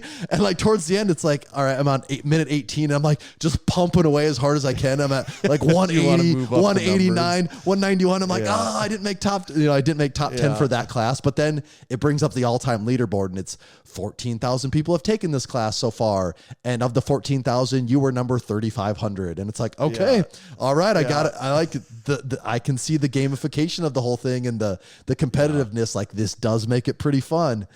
And that's so it's been 4 or 5 days, and that has been my my Peloton experience so far, and I have enjoyed it. I've been having fun. I like that. I actually didn't know you could get them used. I mean, obviously you can get them used. I've never once even looked at it. I never have either. And okay, so even here's just showing where I should have been maybe a little more patient. 2 more have popped up in Sioux Falls now for $500. There's that. I did see one pop up in Watertown for $500 now today too. So they are out there. They are 100% out there. So what's the thing though about it linking? Because you said you can have like 5 profiles in your family. So would theirs link to your? Because I would want my health app. Because I also look at that. Okay, and I'm like, so I, don't I want think that that's what's going to getting happen monkeyed with. and I would just look into this more. Like, I for real only got to look for like 3 minutes before this started. But that's because you get the Peloton app on your phone. And so the Peloton app is so I get done with the workout, and all right, let me just load it up here. So like, I get done with the workout. It goes into my profile of like, Tommy, you've worked out. You've done 8 rides, or you've done 7 rides total. You're on a 4-day streak. You know, it's giving you data on what you've done. And then when you go into their, like your things, let me find it here. Where is this at? I actually don't ever look at this part in the app. So yeah, you have 2 or 3 days. You've done, what else do we got? You've done 120 or an hour and 24 minutes so far on the bike. You've ridden, so it's giving you all this data. You've ridden 21 miles in this time period. You've burned 755 calories. Like, you know, it's giving you all these stats because it's all tied to your user. And then Peloton feeds that information into the health app. So when you go into the health app, you know, it's saying that, oh yeah, you had a 20 some minute cycle ride today. You know, it's seen that stuff. Yeah. Again, so I'm just, as far as I know, you could make an account, or maybe this would be, I think there'd be a way you could fake around it where you could almost just make like a fake Massenomics account. Yeah.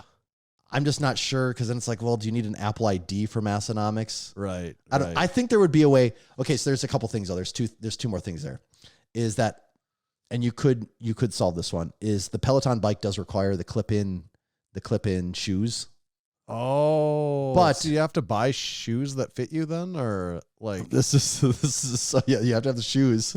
I didn't realize it had clip-in shoes. It does have clip-in shoes, which I've never ridden a bike with clip-in shoes before. Yeah. You know, a couple of years ago, I bought a Trek bike. Clipless. Yeah, clipless. Actually, yes, clipless. And I bought a Trek bike, and I was actually loving it. Oddly clipless. I know, it's a crazy naming structure, but yeah.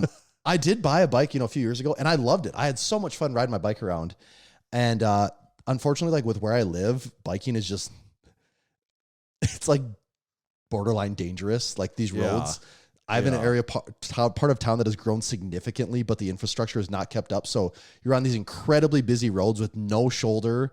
And I see some guys riding their road bike. I'm like, dude, you are a freaking like, you're going to get hit by a car. I don't know how. Yeah. It's like, it's a miracle like that people aren't getting hit by cars all the time. So like, where I live right now, going on long bike rides like that, I could go for a bike ride through the neighborhood, but I'm not just going to do laps through the neighborhood nonstop. That's what you would have to do. Like I would. Like well, and laps, also I live on the top of a biggest hill, so I'd have to get to the far end of the neighborhood, which means for the first 5 minutes I'm not pedaling at all, and then it's all uphill the next 5. So where I live is not super good for workout bicycling, but yeah, I'd never used the clipless pedals, and it is nice. Like it does add a level to the bike riding experience that I hadn't experienced before. But you could, because it is, the way I understand, I think it's just a universal pedal mount. You could just get the ones where, it's just flat pedals, or you could get like the little cage thing. I think that's an option. I don't think you would be it probably boxed is, out from that, but I did this. I'm like, I genuinely thought, oh, I could see some guys at Massenomics actually liking this. Oh, well, because here's our thing, and this is the same for anyone that lives in like, I really like biking outside. I ride my bike probably like 3 nights a week right now, but we live in South Dakota. So I'm always like, that's going away soon. You know, like it is not going to be able to do that. It just starts to get dark pretty soon too. Right. The other, like, so I do look for different, you know, and I get uninterested in cardio that I'm doing. So I always like having options because like it all gets not fun after a while. But if you have different things, I'm like, yeah, that keeps me interested in it. So that's why and I could see other people wanting to use it at the gym too. But what is their business model? Like, do they want gyms buying that, or are they discouraging? Well, like, or do they have do they have some $300 a month plan that they're like, no, we want you to have to buy this one? And I was trying to look, and it looks like, again, this was only like 5 minutes of research. Yeah. It looked like for a little bit, they did have a commercial model. Right. That they were trying, and like you have to contact them for the commercial model and the commercial plan, because what it sounds like some places have is like hotels might have a Peloton. Right. They do. Yeah, but I think the idea there is like, no, you're going to log into your Peloton account on this Peloton. Yeah. You know, like everyone has because that makes sense too. I think the CEO says like that's the model they want to be. They want to be in the subscription model. It just so happens that to be in their subscription model requires you to buy a $1,000 piece of equipment. But I don't think they're making much money on the equipment part. It's all the subscription. They're just getting them out there to yeah. That makes sense. But as far as the programming goes, like, because I'm like, well, also at the end of the day, what's stopping me from just buying a spin bike and just doing this on my own? And it is, now that I've done a few, I'm like, that's what it is. It's the metrics of, I can select a class where they've made a fun playlist and the coach has determined when we're going to sprint, when we're going to crank up the resistance, when we're going to do like the hill climb, when we're going to coast. Like, I don't got to think of basically the programming is done for me. And I pick the one that's fun, or that one that I think would be fun. And it's that thing of like, okay, I've been picking the 20-minute rides, and I mean, there's hour rides, you know, you can pick whatever you want, but I pick a 20-minute ride. And like today, you know, they guide you through kind of like their 3-minute warm up. They're kind of saying what they're going to do. And then once it gets going, I'm like, 20 minutes, like that is a long time. And it gets done. I'm like, dude, that just flew by. Like, it actually flew by. And to me, that is the indication that you're having fun with something. It's not like, oh God, because the timer's right there. I'm not like, 16 minutes left and then 14 minutes left. Like, why doesn't it? It's like, nope. Like, you kind of get in the zone and like, oh yeah, I like this song. Like, you're matching the pedaling to the beat. And oh yeah, here's the sprint coming up. And then you start looking at that leaderboard and all of a sudden, 20 minutes have flown by. You burned a couple hundred calories. You're like, all right, I got really sweaty and I had a pretty good time getting some cardio in, actually. Yeah, that's the most interesting part to me, is the game or the competitive part of it. I'm like, that's the type of thing that keeps me going, because even when I'm into my rower, every workout I finish, I take a picture of the screen and put it in Chat GPT right away. And every time I'm like, here it was this time. How does this, you know, and I like just ask it, like, rank me on this compared to last time. And like, you know, because then it's spitting out it's not comparing it to specific people, but it's just a comparison that I'm like, okay, yep. Now I see what I want to do next time. Well, and that got me thinking, because I was, when I'm getting done with this, I'm thinking of what you just described, your exact experience on the rower. And I'm like, God, it seems like a missed opportunity. And maybe there's something there where, like, Concept 2 needs to have just a Wi-Fi connected thing where you just set up a username, and when it spits it out, you know, you get done with whatever program you selected. And here's how you did for the week, the month, the year. Right. And maybe that's harder when it's like, people are just hopping on the rower for inordinate amounts of time, like undefined amounts. Like this, like the class is so easy. It's like, no, everyone is doing this exact same class. Right. Here's how you stack up to everyone else that took it. It also only works because there's a million of those things out there too. Well, yes. You know, like everyone's used it. Like Concept 2 there is also, so that doesn't. But it's a little different though, where it's not just, you know, it is a little different at the end of the day. But yeah, man, I actually have had fun with this. I'm trying to convince my wife to do it, because I'm like, I think you would like this. And I figured maybe that's what you're going to say, is that she's been using it, or that at first that was my first thought, is that you're like, I was going to get something, but then she wanted this too. So it's like, well, we get one thing and we both, you know, it's like two birds, one stone. And here's the funny part is, so my sister-in-law, she actually owned a cycle studio for a while, for a little over, I don't know, like a year and a half. And then she sold it to someone else, but she started this cycle studio, because when she lived in Arizona, she was taking spin classes and loved it. And then she's like, yeah, I'm involved in the spin business. And she did like it a lot, but then she decided to take a different path in life. And so I saw her like a week ago and I'm like, hey, what do you think of Peloton bikes? And she's like, they're awesome if you can afford it. She's in school right now. She's like, if you can afford it and you have the space for the bike, it's awesome. I'd love to have one. And I'm like, oh, this is a person that's done cycling like many hours a week on a spin bike. And she was like, had good things to say about it. So then I told my wife, I'm like, Leah, I think I might get a Peloton. She's like, what's that again? I'm like, oh, you're just so out of this. I'm like, it's the spin bike. And she's like, oh, so I could do it too. I'm like, you could, yeah. And, so where do you put it? Well, that's the other thing right now that I'm debating a little bit, because there is a computer, it's a screen. There is a computer in this damn thing. And I'm looking and it says like it should be in a temperature controlled environment. Yeah. And it's not just the temperature, it's also the humidity. And I'm like, I wouldn't leave my computer in 90% or 90% humidity every day, all the time. Yeah. So for right now, I just have it in our guest bedroom because it sits empty, 95% of the time. Someone's here maybe a couple times a month. So right now it's in the guest bedroom. Can you move it? Like when? Yeah, it just tips up on wheels. Like it's not. Like, could you easily, if you're like, yep, I want it out in this room, like, would it even be a big deal to move it at all? No. Okay, Like if it was like you called me, you're like, oh, I gotta stay in your spare bedroom, I would say, okay, like I'm moving the bike. Like it would take me 30 seconds to go in there, unplug the bike, tip it on its wheels, and wheel it into like this room. Like it wouldn't be a big deal. So for the time being, it's in that room. But then part of me is like, well, this is kind of the nice time of year in the garage. Like I wouldn't have a problem leaving it in the garage now for like the next couple months. I don't think that would really hurt it. Right. The temperatures are getting much more mild and the humidity's not so crazy and like the heat's not so crazy. And I would actually prefer to have it out there. Like I'd love to go in the garage and do it. But then like the wintertime, I just think that would be pretty hard on it because I don't keep my garage heated, 24 hours a day. It's not temperature controlled. So you do have these swings of on days when I work out, in the really cold days, it might get down to like 32 before it warms up to like 60. And I just think going those temperature swings, there's going to be condensation and moisture. So I don't think screen's not so removable that you can't just like clip it on and off every time you go to use it. I mean, it does require doing four. It's not like Phillips it just like pops on and no, off. it doesn't pop on and off nicely. Because if it did that, that would be a potential thing. I did read some things of people saying that the calibration, so when you turn it, like when you're doing it, you have this knob that you're turning, like any spin bike, but the calibration, it says what your resistance is on the screen. And I read some things online of people saying like, when it goes through like a bunch of temperature changes, the calibration on that can be kind of off. So when it says, oh, are you at 40? It might only be at 30 or it might be at 55. I'm like, I can see how that could be an issue too. Anyways, though, for right now, it's in the spare bedroom.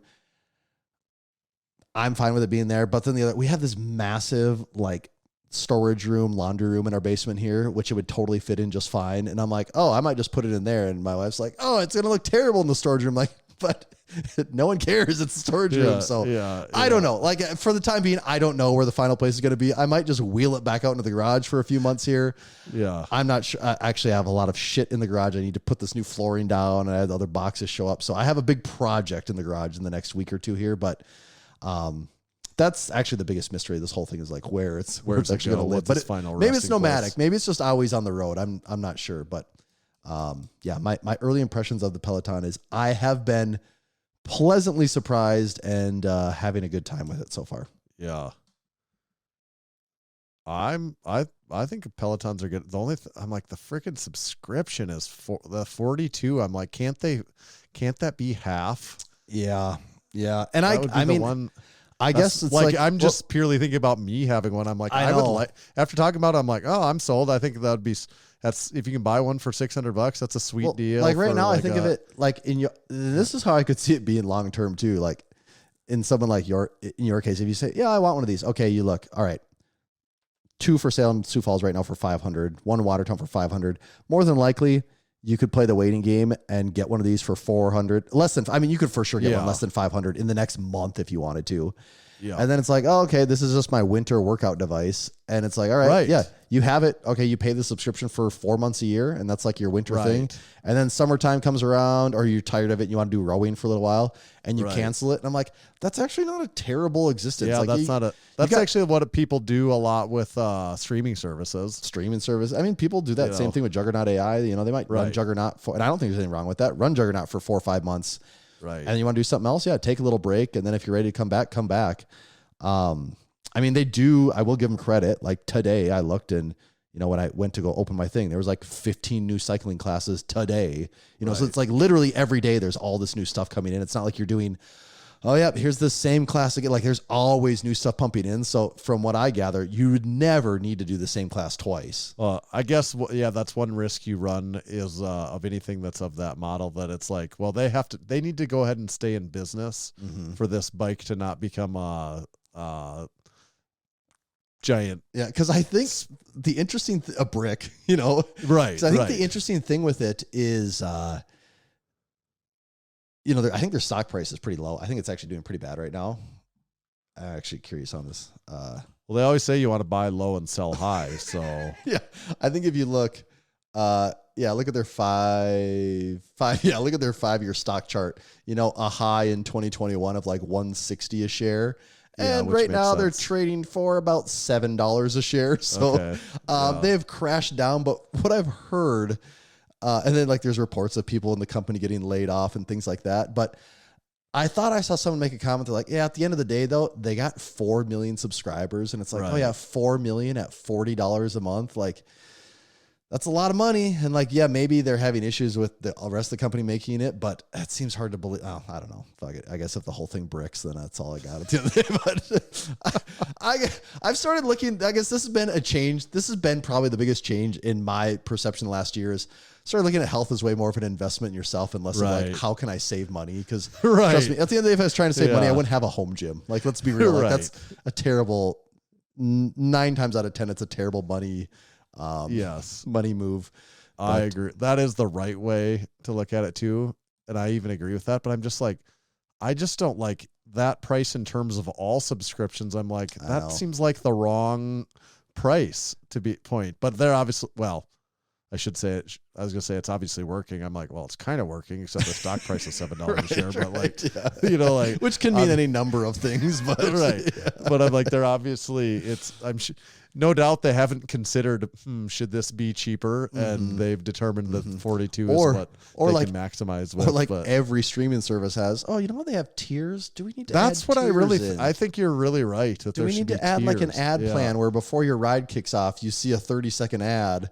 Right. And that saves you $5 a month or $10 a month. Or do we need to have a cycling only plan or a meditation only plan or a yoga only plan? Like, but I'm sure I did not know that they have treadmills and rowers too. Did you know this? No. Have you heard about this? Yeah. They also have a rower. They have a treadmill. I think they might have one other thing, and they all do the same thing where they have, you know, like classes and programming and auto resistance. So if you buy like the and rower, do you need another subscription? I think it's all part of the subscription. I think it's. What if you buy 2 bikes? I don't know. I'm trying to think of why you would have 2 bikes. I guess maybe if you have 2 houses or something like that. Right. That would probably be the use case. Because like in theory, in your house, well, I don't know. I don't know what I haven't thought that. Well, what if I wanted to buy 2 bikes and I had them at the, you know, like. Right. Well, but that's also, I mean, you're still there. The first problem you have to figure out is just having 1 bike at the gym. You know, like that's the first issue to solve is how do you do 1 bike at the gym? I want to know how I can maximize weaseling the company. They probably have reasons. I think if you could figure out one, like make sure, because the pedals are removable. So if you can swap out the pedals, which you should be able to for just flat pedals, or just ones that have the little cage. I think if you can do that, then all right, that's the first hurdle. And then if you can figure out a way that you can have a subscription, whether it's on like a dummy account or something, I can see there's a lot of guys that either would do warm-up classes or would just get done with their workout and be like, no, 2 or 3 times a week, I'm doing a 20-minute ride before I take off. And I think there's some guys that would really like that. There's a bunch that would, because like most of the lifter, you know, we have a large number of lifters that are in their 30s, in their 40s, in their 50s, and they're kind of like, yeah, I kind of like to be like I want some cardiovascular training. And you get a crazy leg pump on this, like your lungs go, but damn, the quad pumps I'm getting on this thing are crazy. And that's partly my pedaling style, where I'm just not used to, really being able to get the hammies involved in the way that you can pull up on it. I'm more used to the stabbing motion, and I'm trying to improve that. But damn, I'm like, if I can keep this up, the hypertrophy on the quads has to be crazy at a certain point here. Never seen a top cyclist with small quads. Dude, am I right? Have you seen some of those pictures? Yeah, of like that's insane. The Olympic or the indoor track that they do in the Olympics. Those guys are actually insane. They have these absurd legs that look like they're photoshopped. Yeah, because those guys are like built for sprinting, not the long endurance thing. Those pictures they do look fake. Yes, those guys have enormous legs. Oh God, I'm just looking right now. They all look Photoshop. It looks like they just ran through a very low effort Instagram filter. Yeah. Wow. It does. Holy. So Impressive. that's the cardio. That's cardio corner. Update. That's cardio corner this week. Yeah. Maybe I'll give us a little update a month from now. Maybe we'll make a video about it. Maybe. Hey, there we go. Brandon made a video and inspired. So actually I did message him. I said, "Oh, you're a bad influence," and then I asked him, what programs he likes to do, and he said before he lifts, he'll usually do like a little 5-minute ride, and then he said on a lot of days, either after lifting or if it's an off day, he'll do like a 20 to 30-minute ride too. Now we'll have to see how his video performed if we should do a YouTube video. I'm guessing because it's his channel and it's a Peloton, probably not very well. Right. But I think it'd do well on ours. Oh, People yeah. on our Ours, channel. would be a different story. Ours would do really well. Another different story is barefoot.store. They have a wide variety of shoes. I don't think any of them are clipless, though. Unfortunately. Could be an untapped market for them there. Yeah, clipless barefoot shoes for Pelotons. For now, you'll just have to settle for the ones that don't hook into clips but are not called clipless. I guess they're like clipped shoes, which is just shoes. Just shoes. Yeah. You can get the Ursus, the Ursus 2, the Ozo Noir. I'm describing things, but if you haven't seen them, check it out. They got more and more styles and colors all the time. Kind of that's the theme of Barefoot, even over the last few years since they've been sponsoring us and we've been wearing their shoes all the time. They've really expanded their product line and color line, and there's always more to come. So if you haven't checked out Barefoot for a while, head over to barefoot.store. Check it out. If you find something you like the Arctic White shoes, which are pretty sweet. Maybe I'll get a pair of those someday. You use discount code Massenomics, and it'll save you 10% on any pair that you purchase there over at barefoot.store. This episode is also brought to you by the Strength Co. The Strength Co. Type of this damn website.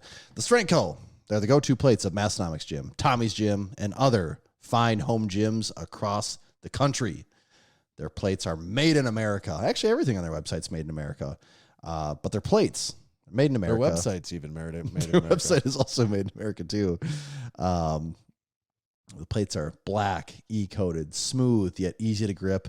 They're made to last a lifetime. You know all the sayings, and they're all sayings because they're true. That's why we keep saying it.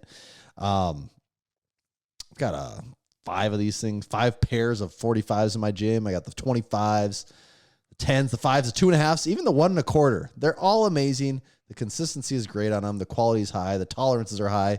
They really are just the plates you should have for your gym. That's as simple as that. If you go to thestrength.co, you can order yourself a pair today. Do it. Thank you, Strength Co. Well, the Peloton isn't the only new piece of equipment that you've gotten recently. Oh, actually, yeah. So you're right. I forgot to mention this last week on the pod. I don't think I talked about it, right? My Black Widow cart on the podcast last week. No, I don't think so. So yeah, I got the Black Widow cart from Dean. God, that thing is so beefy. It is crazy how just overbuilt and just beefy. I mean, that's the word for it. The thing is beefy, and it looks so good. Like I got the red one with the black support plates, and it looks sweet. It's really cool to have my rep-ins off the floor and to just like wheel them around. Does it seem way better? I mean, having it seems them way off better. before. It's a bit for my gym, my footprint. It is a big piece. Like it is Yeah. big. Like I do have to wheel the cart out of the way depending on the exercise I'm doing. But whereas before, the way I got around that is I just had the rep-ins just pushed flat all the way against the wall so that they were mostly out of the way, which was also annoying to make changes and do all that stuff with them. Not a necessary purchase by any means, but man, if you got one of these things, they are sweet. It's really cool. And we will does have it wheel around decently then? Oh yeah, Like, yeah. For having the two, you know, when it's I don't know whatever the cart weighs plus I have the 80-pound rep-ins, so the whole thing probably weighs close to 200 pounds. Once it's loaded, and the rollers are good. You just pull on it and it wheels right over. Even on horse stall mats, where there's a little sponginess to it, but it's really cool. The quality is the first thing I've ever got for Dean. Quality is super impressive. I talked about this on the Do You Even Lift Bro podcast that, you just get so used to this idea of like these big factories are pumping out uprights and all this, powder coating things that you get this from Dean. It's like, damn, some guy took this 3x3 steel, ran it through his machines, cut these holes, powder coats all of this by hand, packages the whole thing up and said, like, there's one guy doing all this. And it's impressive what, just the quality and what he's able to achieve out of his shop. It's almost like us making horse stall mat grippers. It's very, almost on that level. it's actually, that's what I kept thinking. Like, oh, now I know how Dean feels. Like we're doing the exact same thing over here. We are literally doing the exact same thing when we make horse stall mat grippers. So we'll have a more in-depth video that talks about that. Tanner's we have a little content trip planned in about a month here, so we'll get some more. There'll be more coming on that one in the future. Yeah, that's just in a few weeks. Actually, yeah, not a month, a couple weeks. You're right. In 1 month, we have a really big trip. In a couple weeks, we have a. Well, yeah, because every 2 to 3 weeks, we have to go do something Massenomics related that involves leaving our houses. Yeah. On that note, you can sign up for our Crew Falls event. The sign up for that is officially available. There's a link for that on our website if you're a supporting member and you want to come hang out with us on beautiful Sioux Falls, South Dakota, December 5th, December 6th, Friday, Saturday, this winter. It's going to be fun. We've already got over 20 people signed up and that just came out. So there's kind of an itinerary out there that you can check out of what we got cooking there. So get involved, come hang out. It's a blast. So we'd love to have you there. The other thing I was going to say, what was it? Something about, I don't know if this was it, but the horse stall mat grippers are taking the world by storm. So we released those last week and we have not sold out. We have sold a lot of them, but we also made a lot of horse stall mat grippers in this first go around because we kind of had thankfully our hunch was correct that people would enjoy getting their hands on these things. And as we're recording, the first wave of them hitting the Forever Homes is going to be kind of like tomorrow. So by the time this podcast comes out, a lot of people should have them. That's why I'm really curious to start seeing these records popping in because I want to know. Not a lot of changes on the records yet because not many people have them. And also I think a few people literally just started getting them today, but I also think a lot of people, when they get them, they're like, they try it, they mess around. They're like, okay, I want to do better than that. So they're not, people don't submit right away because they're like, I gotta get these numbers up. Like they're like, I'm not going to submit a new number every other day. So I'm just going to get something good and then send it in. Yeah, I'm just looking at the leaderboard here. Yep, Megan. There's been a few changes. Megan Stone had to tie me. Just couldn't let me have it all to myself. Yeah, what she got? 95 and a half. That's really impressive. That's really good. Yeah, that's really good. Most of the changes so far have been people that have already on the list coming back to that have. See, I haven't touched it again. I do feel like that day I did it, I was not feeling 100%. Yeah, you'll have to try it again. I do think I have more in the tank.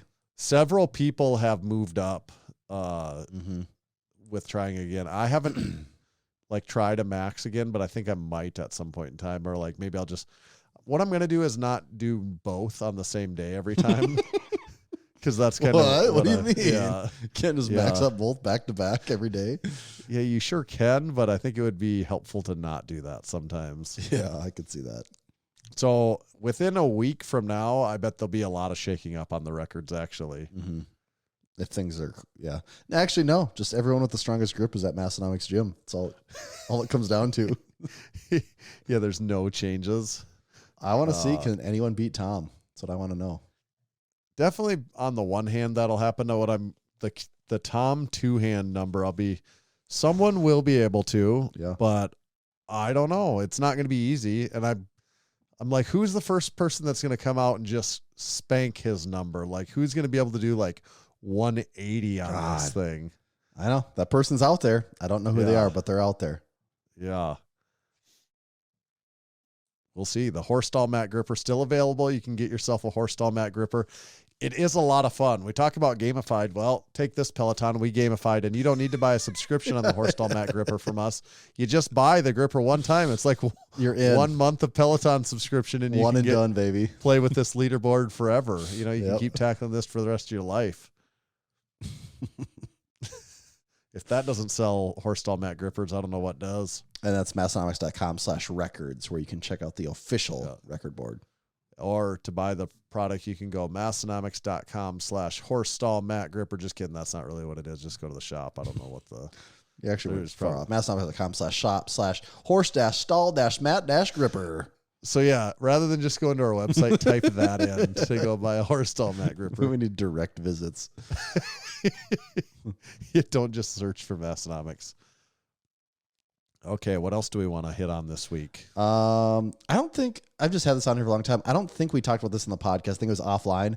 I finally got a leg roller so I could do Nordic curls. Yeah. And because you had talked about it somewhat recently. We went to No Way Jose's gym.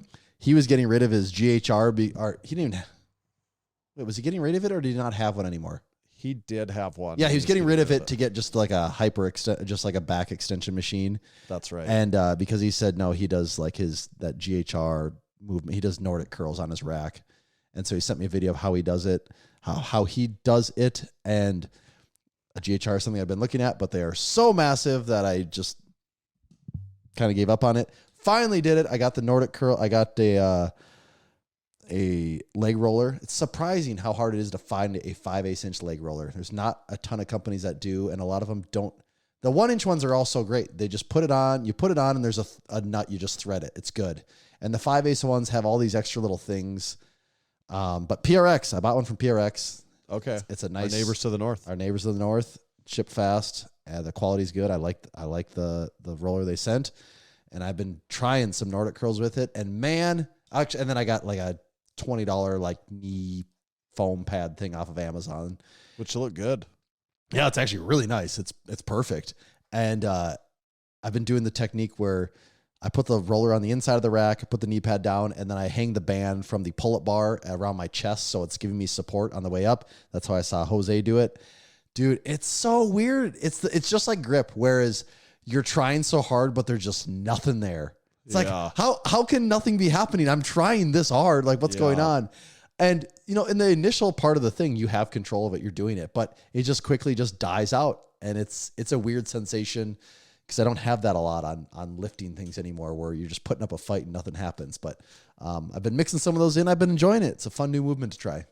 I agree. They're insanely hard. And I've tried a lot of different things. Also, what it made me do is I went back to the GHR now since that I've been doing some Nordic curls again. And I'm like, all right, let me mess with the settings on this thing. Where am I putting this? And what's crazy, I found on our GHR, we have I think it's the Abrams Rogue GHR, and you can adjust the foot plate up and down, which I haven't found a significant change in any of that. And then also you can adjust how close, and it's kind of on this little bit of an arc, how close or away you are from it.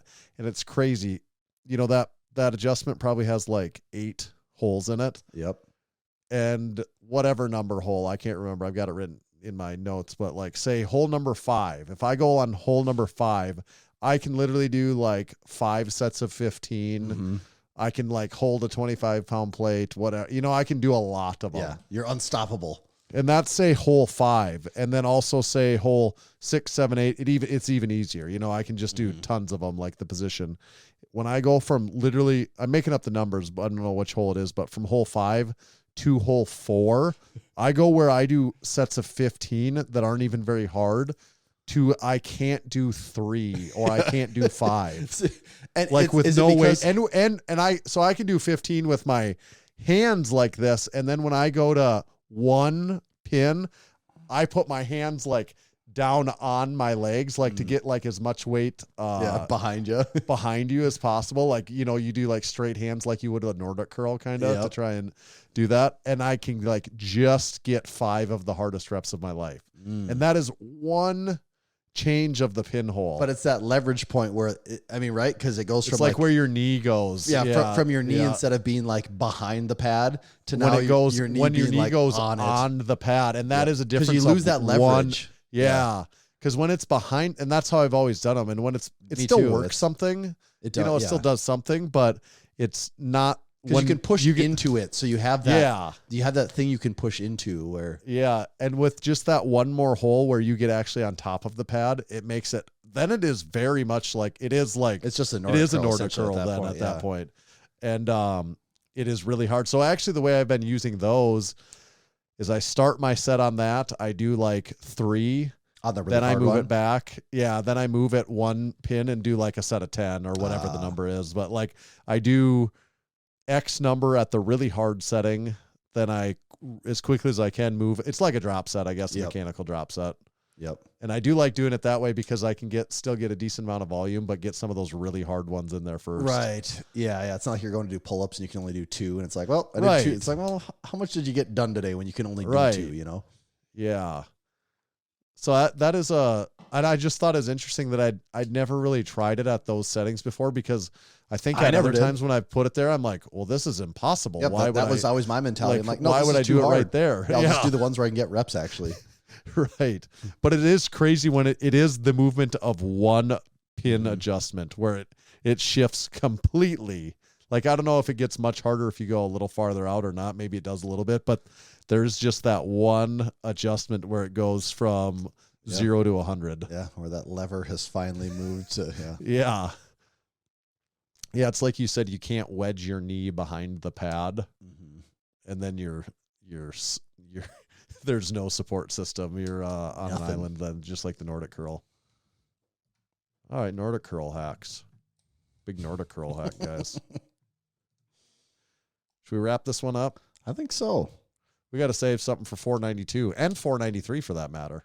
That's right. Yeah, we don't want to do it all this week. Also 494. Well, okay. Well, then at that rate, then I guess we got to start thinking about 495 now. That's true. I hadn't actually thought about that, but you are right. And then, I mean, we'll have to figure out whatever numbers after that. I don't. Yeah, I don't know about that one. We don't want to think too far ahead, though. No. Get the cart before the horse. And you guys all know about the horses. Check out our horse stall mat gripper. We have become a horse stall mat grip company. Nobody's more a part of the home gym community, and nobody does horse stall mat grippers better than Massenomics. Those are just facts. I mean, you can't even argue with those things. You can't argue with those things at all. You can also get drink spotters. We've got those available still. Our brown espresso gym tea is our latest tea. We don't have a lot of you can buy that espresso tea, you can buy drink spotters, you can buy horse stall mats, and then there are a few sale items. Go to our sale tab. There's a few things in select sizes left where you can get t-shirts for like $15. There's maybe like a windbreaker for what's left there. The prices are almost nothing.